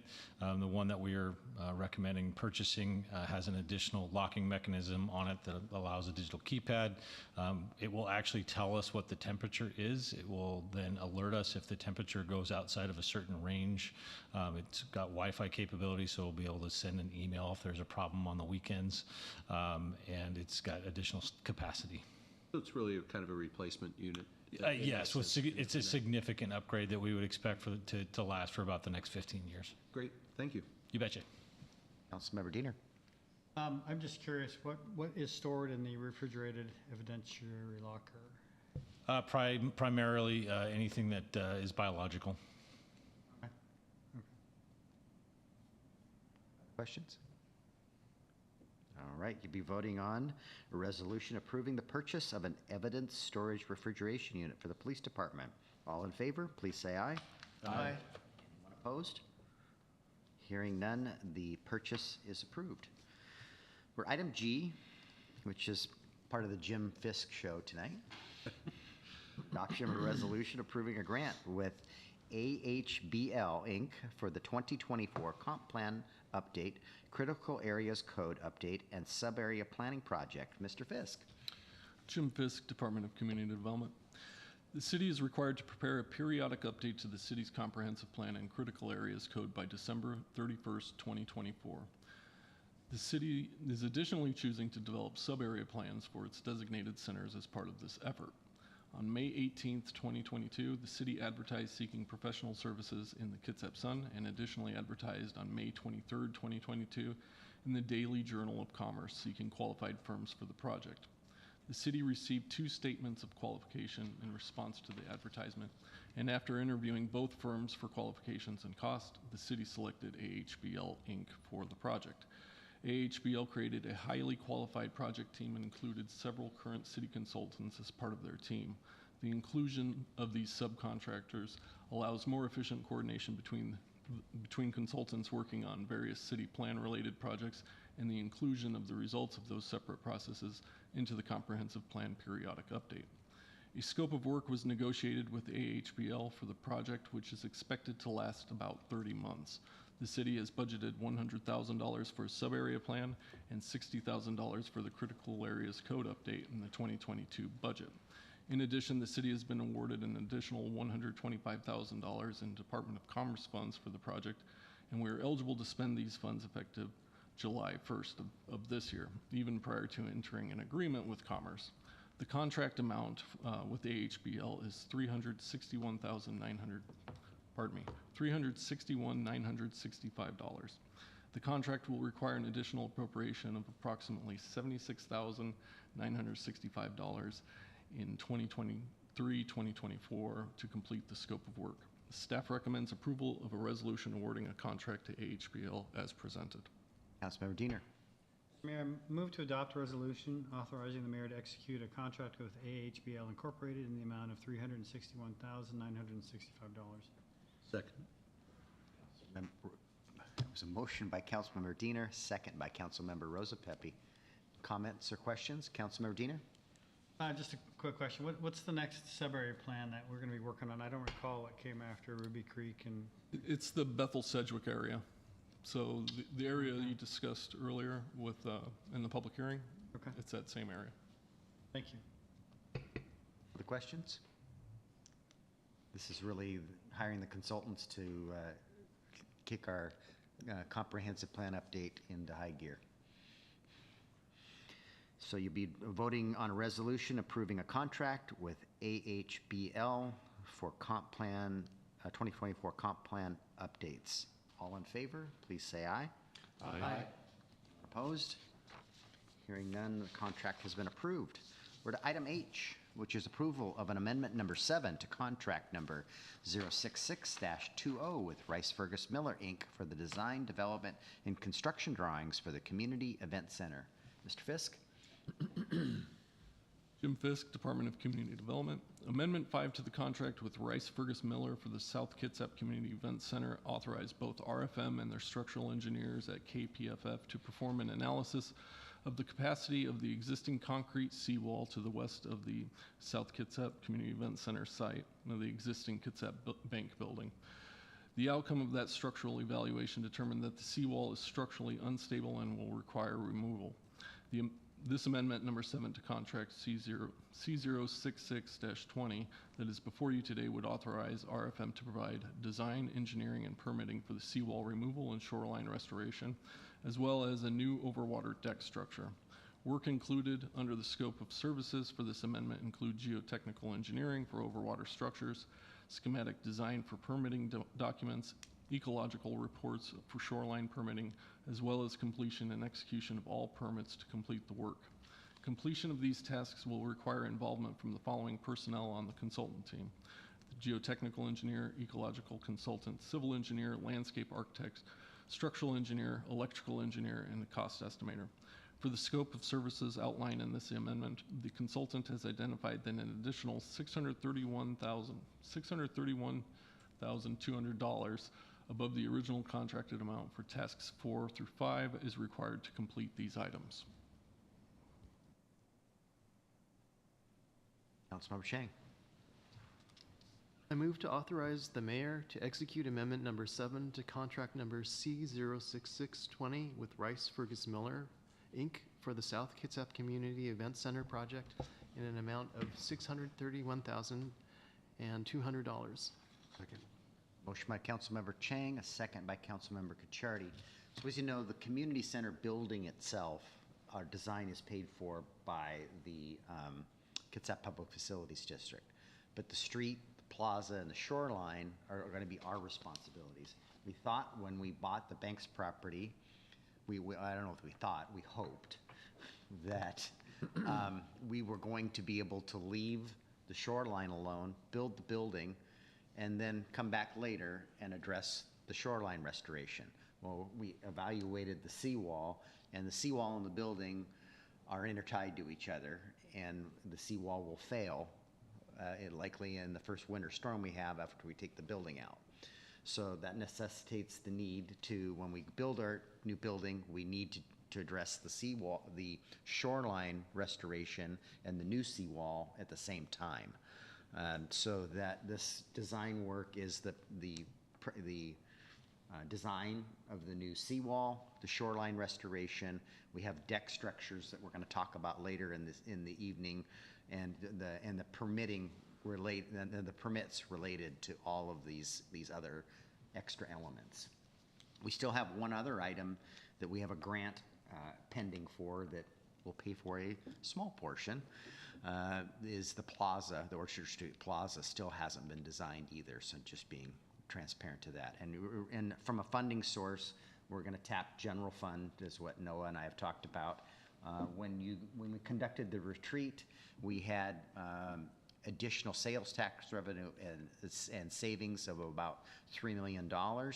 The outcome of that retreat a year ago was that $3 million would be spent potentially in 3 ways. One, for that land that was out, that we're still negotiating on in Sydney South for a storm pond. $1 million to street preservation and maintenance, which we've done. And the third $1 million was in support of the community event center project. So the $600,000 will take a significant bite out of that $1 million, which we've spent a couple $100,000 here and there for other ancillary items. So that's kind of the big picture of how we got here and how we're going to pay for it. Questions of me? Does Jim, it's not fair to put Jim on the spot because Jim just read the staff report. All right. Hearing no questions, you'll be voting on amendment number 7 to contract number 066-20 with Rice Fergus Miller, Inc. for the design, development, and construction drawings for the Community Event Center. All in favor, please say aye. Aye. Opposed? Hearing none, the contract amendment has been approved. We're to item I, approval of a lease agreement with the Special Olympics of Washington South Kitsap flag football program for the use of a portion of Vansea Park. Ms. Wallace? Yes, good evening, Mayor, Council.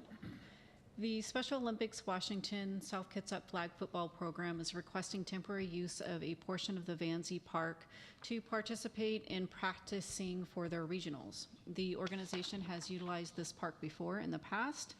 The program, they are proposed to use the field and the lights starting tomorrow and will end November 17, 2022 from 5:30 p.m. to 7:30 p.m. every Tuesday and Thursday. The lights are on an automatic system and will be set by Public Works. The lights will be set to turn on 30 minutes before the start of the use of the field, as well as 30 minutes after the expected end time of the use of the field. In 2021, the city leased this field at the rate of $75. Staff was able to pull the usage from 2021 and determine that $75 is still enough to cover for both electricity, utilities, and staff admin costs for the administration of this lease. Therefore, staff recommends the approval of this lease with the amount to be $75. Councilmember Clausen. Mr. Mayor, I move to authorize the mayor to execute a lease with the Special Olympics Washington South Kitsap Flag Football Program for temporary use of the Van Zee Park, including the lights as presented. Second. Motion by Councilmember Clausen, a second by Councilmember Terneri. Any questions of staff on this matter? It's pretty straightforward. It's great that they are able to use that field. I don't think that field gets used often enough, in my opinion. So you'd be voting on a lease agreement for the Special Olympics for Van Zee Park. All in favor, please say aye. Aye. Opposed? Hearing none, the lease is approved. We're at item J, approval of the August 9th, 2022 City Council meeting minutes. Councilmember Rosapepe. Mayor, recommend approval of minutes as presented. Second. Motion by Councilmember Rosapepe, a second by Councilmember Diener. Any amendments proposed to those minutes? Hearing none, I believe there'll be one abstention. So all in favor of approving those minutes, please say aye. Aye. Any opposed? And one abstention by Councilmember Cacciardi. We're to item K, which is, would have been added to the agenda tonight. It's the authorization of an amendment to contract numbers C094-21 with West Coast Code Consultants for building fire code plan review and building fire code inspection service. Did Mark Darcy write this? My goodness, it was a tongue twister. Ms. Archer, excuse? Yes, Ms. Archer, you're going to take this. Thank you, Mayor, council members. Angela Garcia could not be here this evening, so I'm stepping in to give you the very short briefing on this.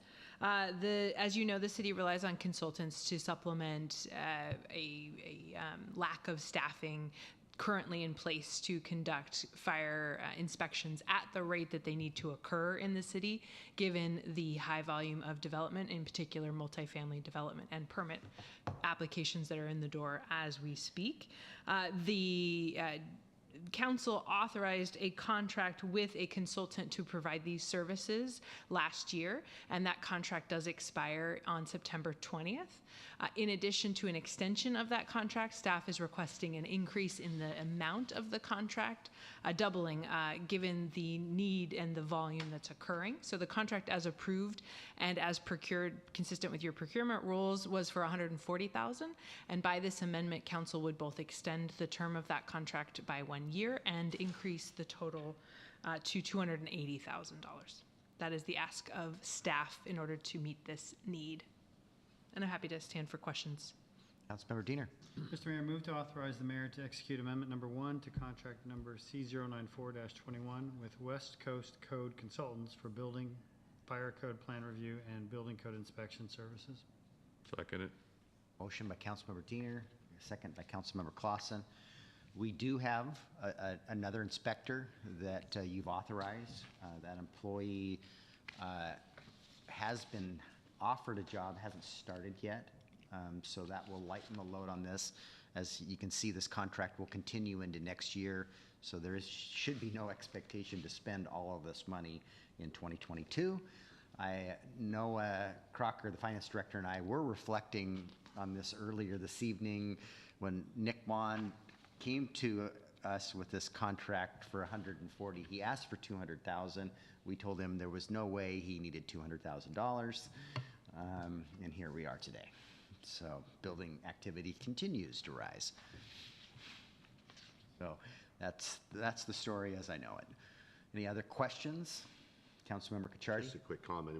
We all know when we've seen the reports over the last year, just, you know, the sheer volume, and this is us providing a service to those that are performing, and revenues coming into the city for these types of services are far exceeding that pace as well. And so, you know, this is just our reaction to continue to provide a level of service that I think we all would like to do so. So totally in favor of it. This is going to get paid for from permit fee activity. All right, with that, you'll be voting on contract number C09-21 with West Coast Code Consultant for inspection services. All in favor, please say aye. Aye. Opposed? Hearing none, the contract is approved. The next is business item L, which was previously consent item D, which is the adoption of a resolution approving an agreement with Washington State Department of Transportation for decommissioning a hydrant. Mr. Hammer, this is you. On August 31st, 2021, Washington State Department of Transportation notified the city of its desire to construct a roundabout at the Bethel Bay Maple intersection situated on State Route 166. This portion of the State Route 166 is located within Port Orchard corporate limits, and the city is the owner of a hydrant and related utilities located within the proposed roundabout construction area.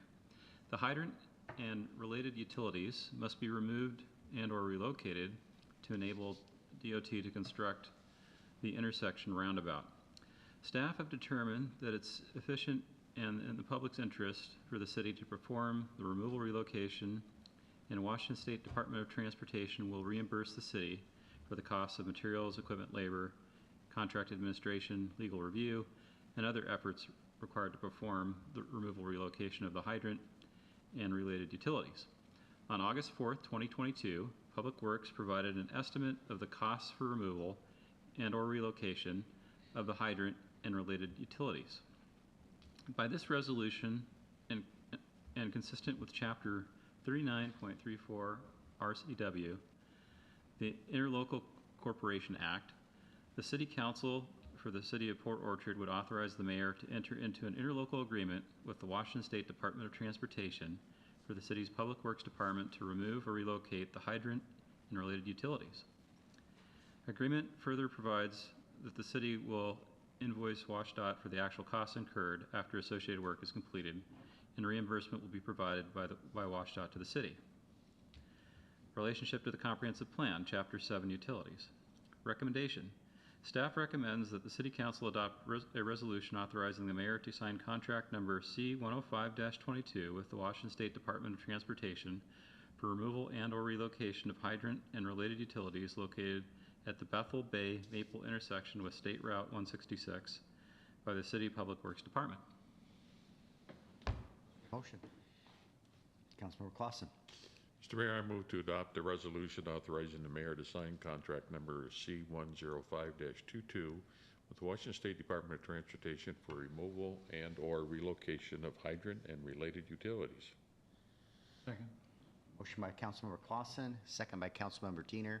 Councilmember Chang, we're very aware that you work for the Washington State Department of Transportation, and that this project, there's no way in any way that you benefit from the decommissioning of a fire hydrant. No, but I wanted to give the council or the public the ability to ask me to recuse myself. Is anyone requesting that Councilmember Chang recuse himself from the decommissioning of a fire hydrant? The funds are coming from them to us. You're not getting out that easily. Then you can ask him to recuse himself if you're concerned. No. All right, we've heard your concern, and I don't believe anyone is concerned. And no member of the public has stepped to the microphone, so we have a motion and a second on the floor. All in favor? Mr. Mayor, may I ask just one quick question Certainly. before we vote, and it's more for clarification. I'm assuming that related utilities is specifically related to the hydrant and what is going to be required to move that hydrant? Right, it's associated with the water system, water main. Okay, because we do have a lot of utilities in that intersection. I want to make sure we're not moving a rather large force main that runs from our pump station on Bay Street out to Annapolis to the wastewater treatment facility. Don't believe so. I think it's all related to a fire hydrant that's in the way for a roundabout. I just wanted to confirm. Thank you, sir. All right. With that, you'll be voting on a resolution approving an agreement with the Washington State Department of Transportation for the decommissioning of a hydrant. All in favor, please say aye. Aye. Anyone opposed? Hearing none, the resolution passes. We are to our discussion item. Says that, or at least on the staff report, that Nicholas Bond is doing this, but he is in Germany, so I am going to pitch hit for Mr. Bond here. And I scanned too far. Go back to the agenda. These items are in the packet, and we'll have Brandy scan to them. There's 3 items that we need to discuss related to the community center. Lighting alternatives, deck alternatives, and polycarbonate versus glass. And the first, if we can go down to the street lights, there we go. Brandy's got it up. So they're on the screen. On the left is our current standard for lighting downtown. It doesn't provide the best illumination, and the design consultants have provided us some alternatives for your consideration. I brought this up at our last council meeting, and Brandy, if you could slide down, I'll show you some of the alternatives that they've offered. I know our merchants would greatly appreciate an alternative that had the ability to hang baskets and irrigation to those. And so there's some alternatives there that are wooden, and they have that style of fixture on them. That's one alternative. If you could scan it and down a little farther, Brandy. Do you want questions about these?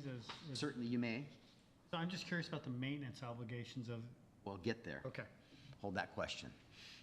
Scan down, because I think we might travel a third option that's not even in your packet because of your question. So remember, we're talking about the community center, but we may want to have the same fixtures throughout downtown, possibly. That's where I was going to, That is we need a to think about this in standardization, and Chris is looking for direction for street lighting standards. So that's why we're having this discussion, because he'd like to know what it is should be in our standards. So this is another alternative that we could consider. I think there's a third alternative. I'm not real fond of this one myself, but maybe you are. Okay, and then the last one keep going, are the lights that we put on Tremont. Okay, and this, if we go with any of the alternatives other than this last one, so we have an agreement with Puget Sound Energy that they maintain all of our streetlights. Okay, but we have to select a light fixture that's in their approved fixtures. All the first ones we showed you that look really cool, PSC won't support, and that will be our obligation to maintain those. I think we could choose an alternative where the plot, it's a big deal. A street light, traffic control, the bucket truck, and the staff required. Now, these new modern light fixtures are LED. More often than not, it's not that the fixture burns out, that some knucklehead hits it with this car and knocks it over, which happens 3 or 4 times a year on Tremont. And PSC has our lights already. Typically, we try to have one in stock so that we're not having huge lead times as these topple over. I might recommend that we adopt PSC standards for our street, and that the community center plaza has something much more decorative that our staff could then maintain, that isn't in the right of way and isn't being hit by cars. It doesn't have a potential to be hit by cars, and wouldn't be hugely onerous to maintain.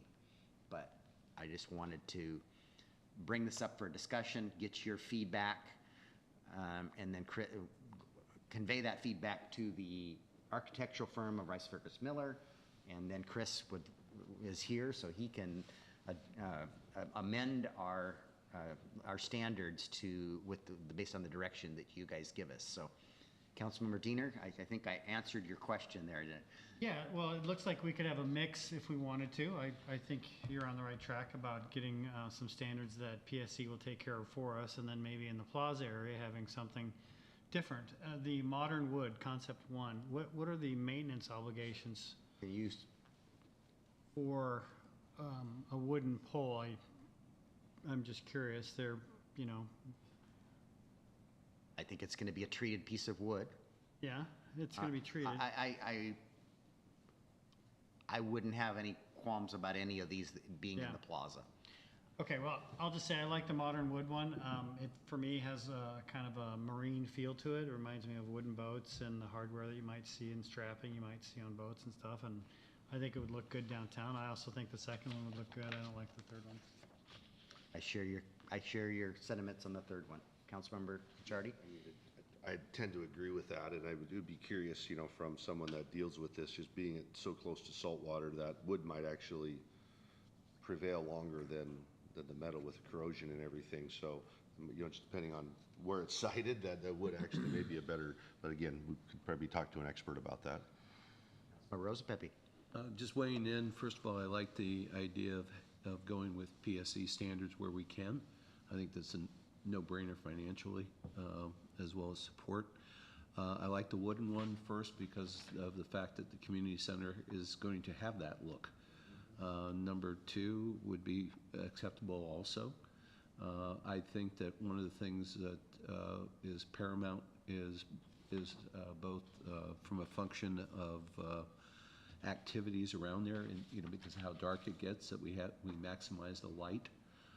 Also from a safety, so I'd be interested to see what the chief would have to say on this down the road. It doesn't need to have it, be decided tonight, but that'd be one thing I would like to hear.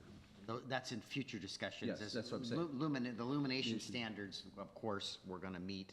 Right, and I'm just saying, so right now, I like. It's about what do the light fixtures look like, though, that are providing that illumination. 1 and then 2. Okay, I'm hearing 1 and then 2, pretty much universally. I guess I would go with 2 because number 1 reminds me of Gallows. Gallows? Okay. So, wow. All right. Pirates. Yeah, I have that historical view. So, all right. I've got 1 vote for 2, and I've got 3 votes for number 1. Councilmember Trenary, what are your thoughts? And then, well, I agree with Councilmember Rosa Pepe with concept 1, kind of meshing right in with the community center the way we've seen the drawings of it at this point. The wood number 1 is my favorite as far as that area, specific area there. And I also agree that we should kind of marry along the standards of what Puget Power will do for us up along Tremont throughout the rest of the city. okay. Councilmember Diener? And then it looks like the PSE standards have 2 colors to choose from. Am I getting that? Green and black? We have a color probably that we're using on Tremont. I think we should. Yeah, I couldn't remember what color that is. It's green. It's green. Okay. I mean, because we're not going to want to have them stocking multiple colors and styles. Right. We're going to want to have a couple of light fixtures sitting at their maintenance facility, and when one gets hit, we just bring it out and order a new one. So, Councilmember Clausen, do you have anything you'd like to add? I concur with maintaining a similar look that the community center is going to have. I'm assuming with the PSC version of this conversation that they're sturdy enough where we could mount plants and things of that nature to those in the future. Maybe. I don't know the PSC is going to let us do that because we have to meet their standards. So that's a good question, and Chris can potentially investigate that. Whether or not, worthy of investigation. Yeah, whether or not we can have what we don't want to do is have the stanchions on it like we have without a drip system incorporated within it, and whether or not PSC would let us do that or not. Chris, you may know off the top of your head, but I doubt it. I wouldn't expect you to. Yeah, I mean, I guess the one thing is I don't know if we've explored other lights that look similar to other ones that PSA may have available. But The- I don't know about the, Yeah. the drip And thing. we can look at that. It was just an attempt to match what we have and have a standard, which is kind of like what our existing standard is, but it's it's an LED version of it. So we'll look into that irrigation, whether or not we can incorporate an irrigation element within that and be within PSC standard or not.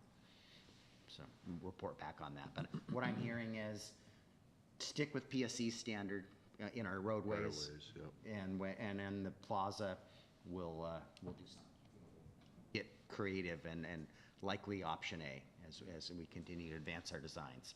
Okay, I'm gonna skip around here because the next one I'm gonna talk about is the polycarbonate versus glass. That we've talked about those, and there is no picture related to this. It's just dollars and cents. So we've been talking on the two poke outs and then the awning on Bay Street, having colored polycarbonate or colored glass. So I had them dig into the cost difference. The glass is heavier, has more structural elements, it's likely more durable. It is more durable than the polycarbonate is, which is a plastic. And these elements will be on that the children's area on the back side for that poke out on the building, on the teens area, and then the awning, or I'm not sure it's called an awning, but the weather protection that runs the face of the building. It's not really an awning, but it's a glass cantilevered feature or polycarbonate. The difference in cost, the poly is $195,000 and the glass is $280,000. We would have a few of the polycarbonate panels on hand because they're custom made. Either one of them is a custom color. And so you're talking a difference of about $85,000. And just wanted some direction from you guys on what your thoughts are of glass versus the polycarbonate. So Councilmember Clausen. I personally think that the glass would be a wiser investment because it's easier to clean and keep it looking modern, as polycarbonate will gray or whatever. Odds up, scratches. Yeah, I agree. I assume the glass is tempered. I would assume so, You know, yes. no, so that makes it, gives it a stronger, so I'd favor the glass. Yeah, I think you only get one shot at building something right the first time. Yeah, I agree. It's $85,000, so I just wanted to come talk to you guys about it before we send them off that direction. I mean, the graffiti, the glass is going to be cleanable. Most likely, the polycarbonate is not going to be, and so it's. Concur.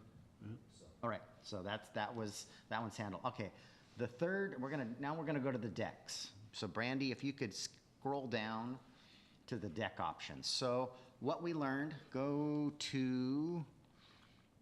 That's not the picture I want. Keep going.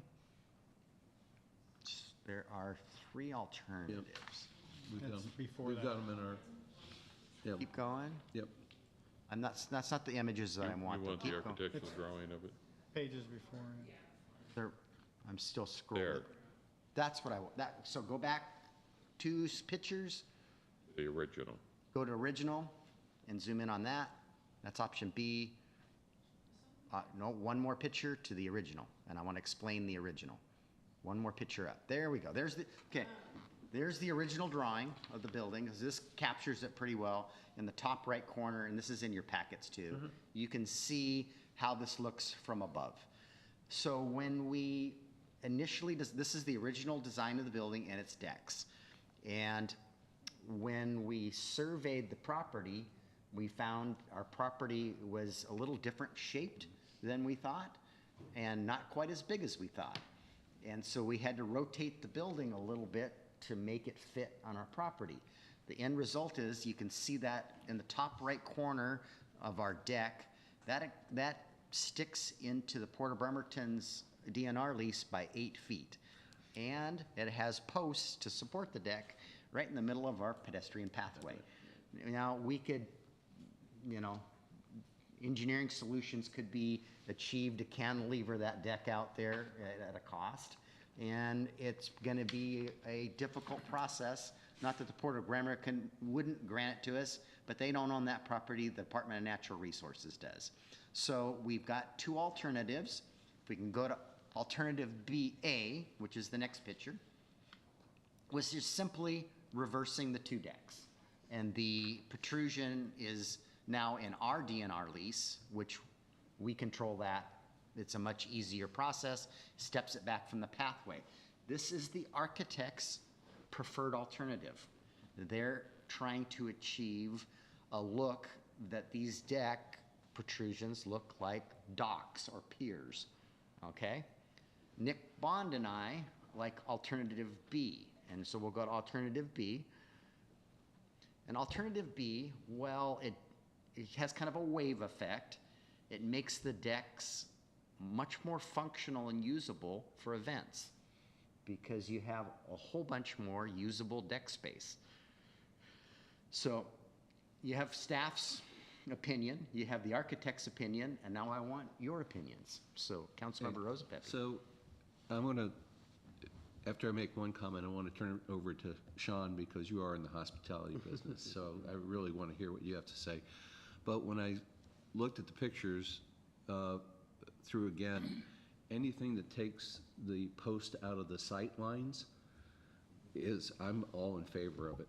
I like B, I like taking it out because you have clear, better sight lines, so you're not, when you're looking down the road, I've kind of a rabbit hole, but if you've ever been to Fenway Park, sitting there watching a ball game with a post is not a good time. So anything that you can take it, make the look cleaner, I'm all for it. And Sean, unless you feel that there's a, from a hospitality standpoint, there's a difference on that, I really like option B.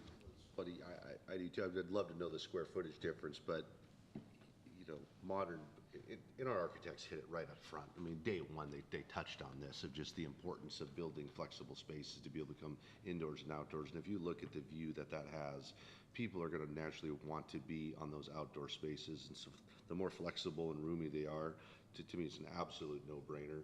And so it appears to me that we've got a lot more usable square footage in option B than option A, and so I would absolutely be in favor of option B from that perspective. There's more events, more style of events that you can host on those, and you're not limited on space. Other thoughts? Go ahead. So I like the way option A looks, but in terms of functionality, B is the winner. I'm wondering, the southern bump out, could that be made a little bit larger? And if so, what would that look like? We're trying to stay with where we can. See that line? That's our property line. Yeah. Well, We have to get a deviation from Department of Natural Resources. Yeah, option A has it going well beyond Correct, that. but it's the amount of square footage. I think we're going to incur more. This is what, and they're trying to keep an it's kind of a wave Right. now. Is what? Yeah, I like B. Yeah, I mean, the architects like A. I like the way A looks, but in terms of functionality. Yeah. Fred, do you have an opinion? I like B. Do they have to be equal? Could the right triangle be a little larger, just to fit within our property line, or? I'm deferring to the architects. Yeah. They were trying to make something appealing, and this is what they came to with us. It was really an A or a B, not C. John, do you have? We don't get an opportunity to redesign their work, so Well, it's option B, okay. totally. It's expensive. It's expensive if we start Yeah, let's not go there. designing things on They're hired for on the a council reason. from the That's why we dais hire up 'em, here. exactly. That's right. So, all right. I've gotten all the direction I need on those three items. I appreciate your giving the feedback to me. Council committees, finance didn't meet. Let's go through these real quick. I don't know who's met. We've been on a summer break. So economic development tourism, I think is next week. No, October 17th. So it's canceled for next week? Canceled next week. All right. ED tourism, no, that is the That's same one. down. Same one. It's getting late. Utilities hasn't met, I know that. They meet later this month, I believe. It's next week. It might be next week. I've got September 13th. No, that was, this meeting Bad for dates. tonight That was. was These are bad dates. These are bad dates. Finance is Yeah. bad dates. Yeah. No, utilities would have been tonight. No, finance was going to be tonight. It was because we rescheduled it to Yes. tonight and we canceled it. But I think this is a carryover that Yeah. normally we would have met. Yeah. But because of conflicts, we moved it, so. Yeah. so we were never supposed to meet on the 20th of this month, so So now the we'll be question back is, on is our. utilities scheduled to meet then and on the 20th? Did we flip-flop with? There's no plan to have a utility meeting, is there, Chris, until October? Putting you on the spot again. So I don't believe there's a utility committee until next month. Okay, I guess we'll wait till we meet. Transportation is planned for September 26th, I Or believe. is it the 27th? 27th, it would be the 27th. These dates are all 27th, goofy. It's the 27th, it's a Tuesday night. So the clerk needs to correct that. Chimes and lights, I'm gonna assume that that meeting's, Cindy's out of town, so I don't think that meeting's gonna happen either. So the clerk's office may wanna check in with her, or maybe it's gonna be held virtually. It's virtually on September 19th. I see that. I know they haven't met. Land use is planned for September 21st. I will not be here. Are you meeting? Okay. Is on the 21st. Nick is out of town. Well, we can. I think we sent the planning commission packet to you. If you all want to discuss that, we have not sent anything for them to actually discuss yet, just kind of introduce some items. Okay, so you are So- planning to meet. Well, I think the intent is just to have that as informational material submitted with other, That was to the planning commission, but we also, in October, we're planning something with Perry Ave, so That's was unsure Perry, if that's we Perry should. Avenue. I'm talking about the September 21st meeting. So if you want to meet what we introduced to planning commission earlier this month, it may make more sense to do it this month rather than wait till October for the Perry Ave discussion. Hearing that you're just reviewing the planning commission's work? If So you you wanna like to, meet but to have- there's really nothing to There- discuss at this yeah, point. the intent wasn't necessarily to review planning commission's work, but just to have that available with the packets when we get them. Sounds like there's not a need to meet. Jim is going to send postcards to the Perry Avenue group, and that we were going to have a town hall meeting versus a virtual meeting for the October meeting and have it in the evening. Okay. And Did we lock down the two alternatives that we were, yes, okay. what we was presented at the last meeting. Yeah. I'm not sure you were at the meeting though. Yeah, one way and parking on one side and two-way and some. Yeah, there was some alternatives, and we want Okay. to solicit feedback from the community as to Right. what they would like to see. Okay. And we should also talk about, if it turns into a one-way street, whether or not they would want the end of Perry opened back up from Mitchell. Because it was speeding, if we reversed the traffic coming the other direction, they wouldn't have that concern. But we'll solicit feedback from the community on that. So postcards are gonna go out on that, correct? Probably in a couple weeks? That's correct. All right. Lodging tax, Sean's in charge there. Probably should set a meeting now that we've got the committee, tonight's action. Okay. And that is it. Now we're to the mayor's report. I love it. So, the community center, great stuff happening there. Dean Kelly and I were interviewed for a feature for BCAT last Friday, and Dean and his staff put together a 3D virtual model walking through the building. So when I get that, it's going to be a couple weeks out before they air that on BCAT, and we're going to be able to share that link to that episode on our website, and I'll be sure to forward you guys that link. But it was, I think Dean and I were thrilled how well it went. I also met with the Port of Bremerton today.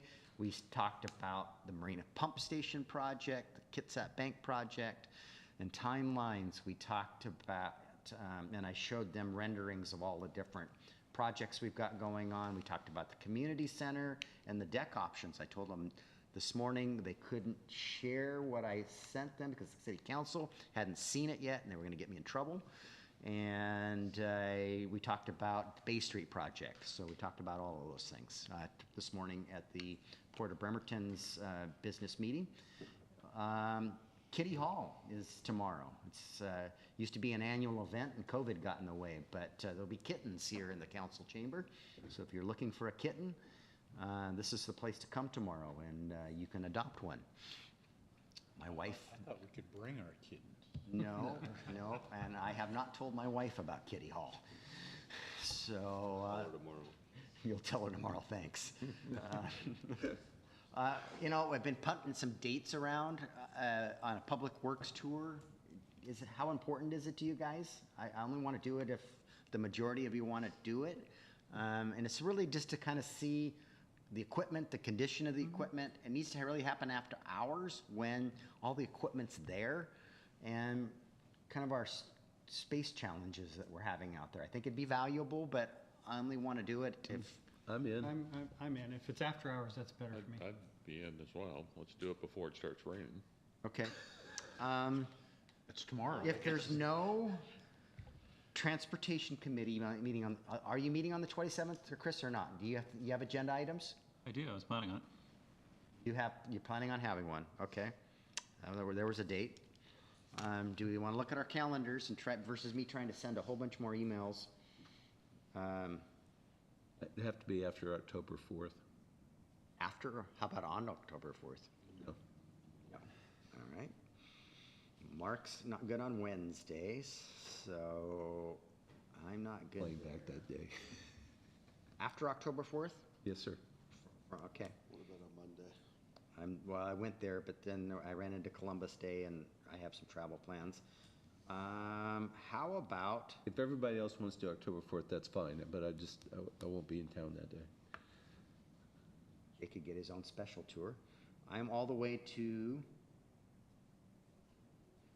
King County. What is that? Okay, that's, how about 24th of October? That's a long ways away. Sure. No, I can't do that. Public Facilities District is here, and I'm giving them an update on the community. You said Monday works good, right? I know, I've I was gone gonna through all the say, Mondays in what October. about next Monday? Oh, you said you Well, not? no, I know, but I didn't think anybody No, would do that. I can't do next Monday. Okay. And if everybody 26th? else wants to do October 4th, go for it. 26th? Or October 4th? Like at 4 o'clock or Be 4:30 probably? 4:30? October 4th or October? 26th. Or September. Where was I? September 26th. What's the preference? And Jay will get a separate tour. Do the 26th. Yeah. 26th? What time would it be? Say 4:30, or would that work for everybody, or 5 o'clock? What's the I preference? think at 5 o'clock. Okay. See, this is easy when we all get together. And do we meet at City Hall, or? No, we'll meet out at the shop. You know, as everybody knows where the Public Works shop is, don't you? On Vivian? You have any idea, Mark? Mark, ask Mark for directions if you're not sure. Mark, can you walk there? Yeah, I can. But he can walk there. All right. I've sent a couple of you of RSVP.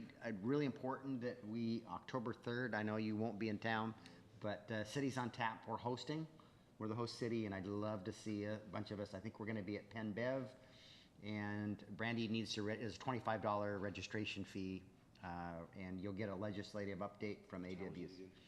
I don't know yet. In the evening, it's probably 5 or 6 o'clock. It'd be an evening event. I'm sure it's in the registration. Let me look. What date? Maybe I have it. I couldn't find it. October 3rd. I have it blocked from 3 to Yeah, 6 for AWC. some reason, so I must have really I committed. don't think it's that early. Yeah, we have. I've got it at 5 o'clock. I'm not feeling And bad. is it down at Peninsula? It should be at Penn Bev. Registration is 5 to 5:30, starts 5:30, ends about 6, ends at 7. Ends at 7 o'clock, so 5 to 7. I'll go. Okay, so Sean, if you could register Sean, Brandy? John, yeah. John's in. Fred's in. Okay, I'm guilty. Yeah. Everybody should be there. So Brandy, register everybody. Jay's out of town. Can I Zoom? But Jay, so it's, Do you know Cindy, if she's gonna be here? we'll work with Cindy. So check in with Cindy, but She's already confirmed that she is unable to attend. Okay, so Jay and Cindy, but we'll have 5 of you there, so we'll need to, all right. Personnel policy changes, I'm obligated to report those. We've made changes related to employment of family members, clarifications related to platonic roommates and domestic partners, cleanup language related to code of conduct and outside employment and conflicts of interest. Fred reports his conflicts all the time, so staff needs to too. All right, and Mine aren't interesting, though. yours are interesting. Yeah, all right. Minutes from 100 years ago in September. The city council agreed to pay Robert Burhan $11 for 22 hours of work to cut the brush along Seattle Street. So I guess we didn't have public bid laws back in 1927. It's only $11. City council, yeah, 50 cents an hour, and that's how we got things done back in 1927. 75 years ago in 1947, Mrs. John Lovestead was named census enumerator for the east part of town, Harold Baker for the central district, and Marilyn Mangles for the western district. And it was reported that the enumerators would be paid by the city 5 cents per name for each inhabitant that they documented. So that was how we, as the city, tried to make sure we got a accurate census count, as we paid people a nickel a head to count people. In 50 years ago, in 1972, from citizen comments, Mr. Adrian Carr of 437 Tracy North reminded the city council that this is the first meeting in September and something must be done about the dog problem in the city. He stated that all dogs must be excluded from the city. Women can't even walk around the town because dogs attack people, bite them, and jump all over them. So I don't believe we passed any code to correct that problem, but it was in citizen comments in 1972. That was before me, so I don't remember. You don't remember that. So that ends my mayor's report, and we are to reports of department heads. Mr. Hammer, as our interim city public works director, do you have anything to report this evening? So just one thing to follow up on our maintenance management system. I think it's something we haven't had a chance to talk about a lot. It's something we're really excited about in public works. It's kind of our big raising the bar initiative here at the end of the year and going into next year. What we're trying to accomplish here is, some of the outcomes we're looking for is we're trying to get to the point where we're more sophisticated at what we're doing. We'll have a work order system to better organize and implement reporting on how we allocate our resources. Operations is pretty calendar driven, so it's a chance to capture all that workflow. I look at operations also. It's a little bit like a carousel where something has to get off for something else to get on. So we'll have better information, understand our capacity to work, the trade-offs, cost benefits, those kinds of things. Another great outcome is going to be what we're going to launch into asset management. We'll be able to work towards having better condition and life cycle data about our systems over time, being able to identify and plan for maintenance and preservation of those systems, generate reports to make better decisions about how we spend our limited resources. So as the city grows, we'll need a larger and more efficient workforce to operate and maintain the city's infrastructure, and CMS will help us better understand what human capital, equipment, facilities will be needed to meet the minimum and desired levels of service. So just a plug for that. We started some meetings with the consultant starting next week to kind of get to know the uniqueness of the city and begin that initiative. And our next step will be to bring an asset management strategic plan to you for review and eventual adoption, hopefully in the first part of in 2023. So I just, again, the point is it's really important that we have this maintenance management system in place as the city grows. So just a plug for that. All right, thank you, Chris. Noah, do you have anything to share? Nothing other than I'll plug. I'll also pull a plug push a plug. October is going to be budget month, so just be prepared. We're working with the directors this week. Hopefully they will have everything into us, and then the mayor and I will sit down next week and start to develop the mayor's budget and have a first draft to the council by October 1st, and then from there the council will begin their work for a month, and we'll move into November. So just be prepared for that. Thank you. And credit to Noah, he's at his, which association is it? Washington Finance Officers Association. They're having their conference in Tacoma, and he was there today, came back to the council meeting tonight, and is headed back to his conference this evening and be there the rest of the week. So thank you, Noah, for coming in this evening, because we had a heavy agenda, and you were a big part of it, so thank you. So, Mr. Fisk, this is your chance. What's going on over in DCD? Permit Center is 100%. They're rocking and rolling, and then Nick Bond has been sending me several photos from Europe, so it looks like he's having a good time. I talked to him in Germany today for a brief moment, and you know, Councilmember Kachardi was asking me today too. I know the apartments are still really rocking out there, but single family, is that slowing down some? I believe it is. I'm not in the loop anymore, but I think the issuance of it has slowed a bit. In fact, some of the builders have postponed picking up some permits. I appreciate that. And maybe, are you filling in for Nick on the 27th too? I believe Angela will be here, but considering that tonight's item was moved to the 27th, I may attend as well.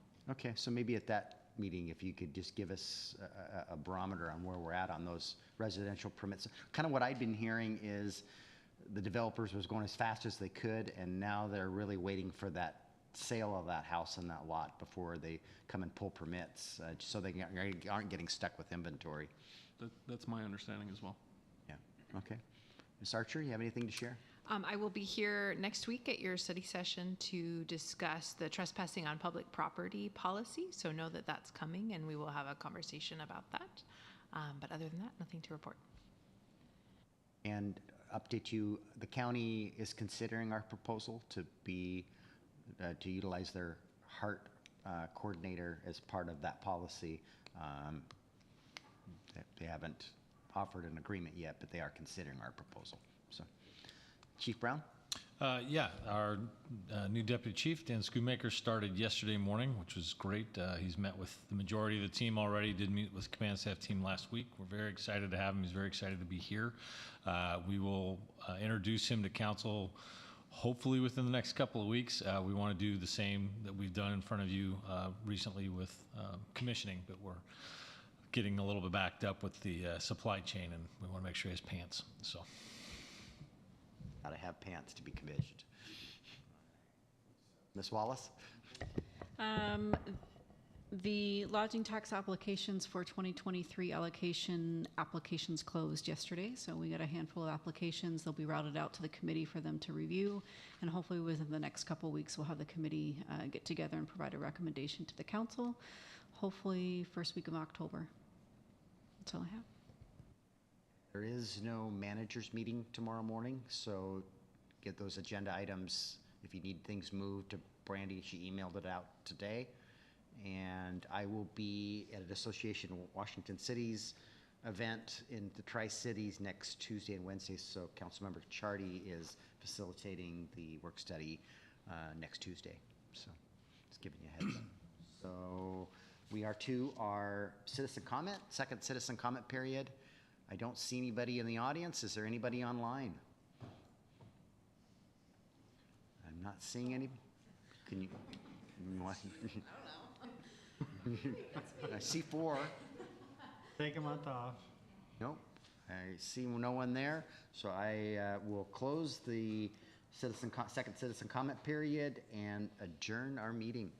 I had one item for good of the order. Oh, I'm so sorry. Good of the order. Go ahead. I keep beating the drum. The Omicron variant booster shot is out and available depending on your healthcare provider, and flu shots are available also. So I would encourage people to continue to go down that route. Thank you. All right. Thank you, Jay. Other good of the orders? Sorry, I missed that. Okay. All right, we're now adjourned.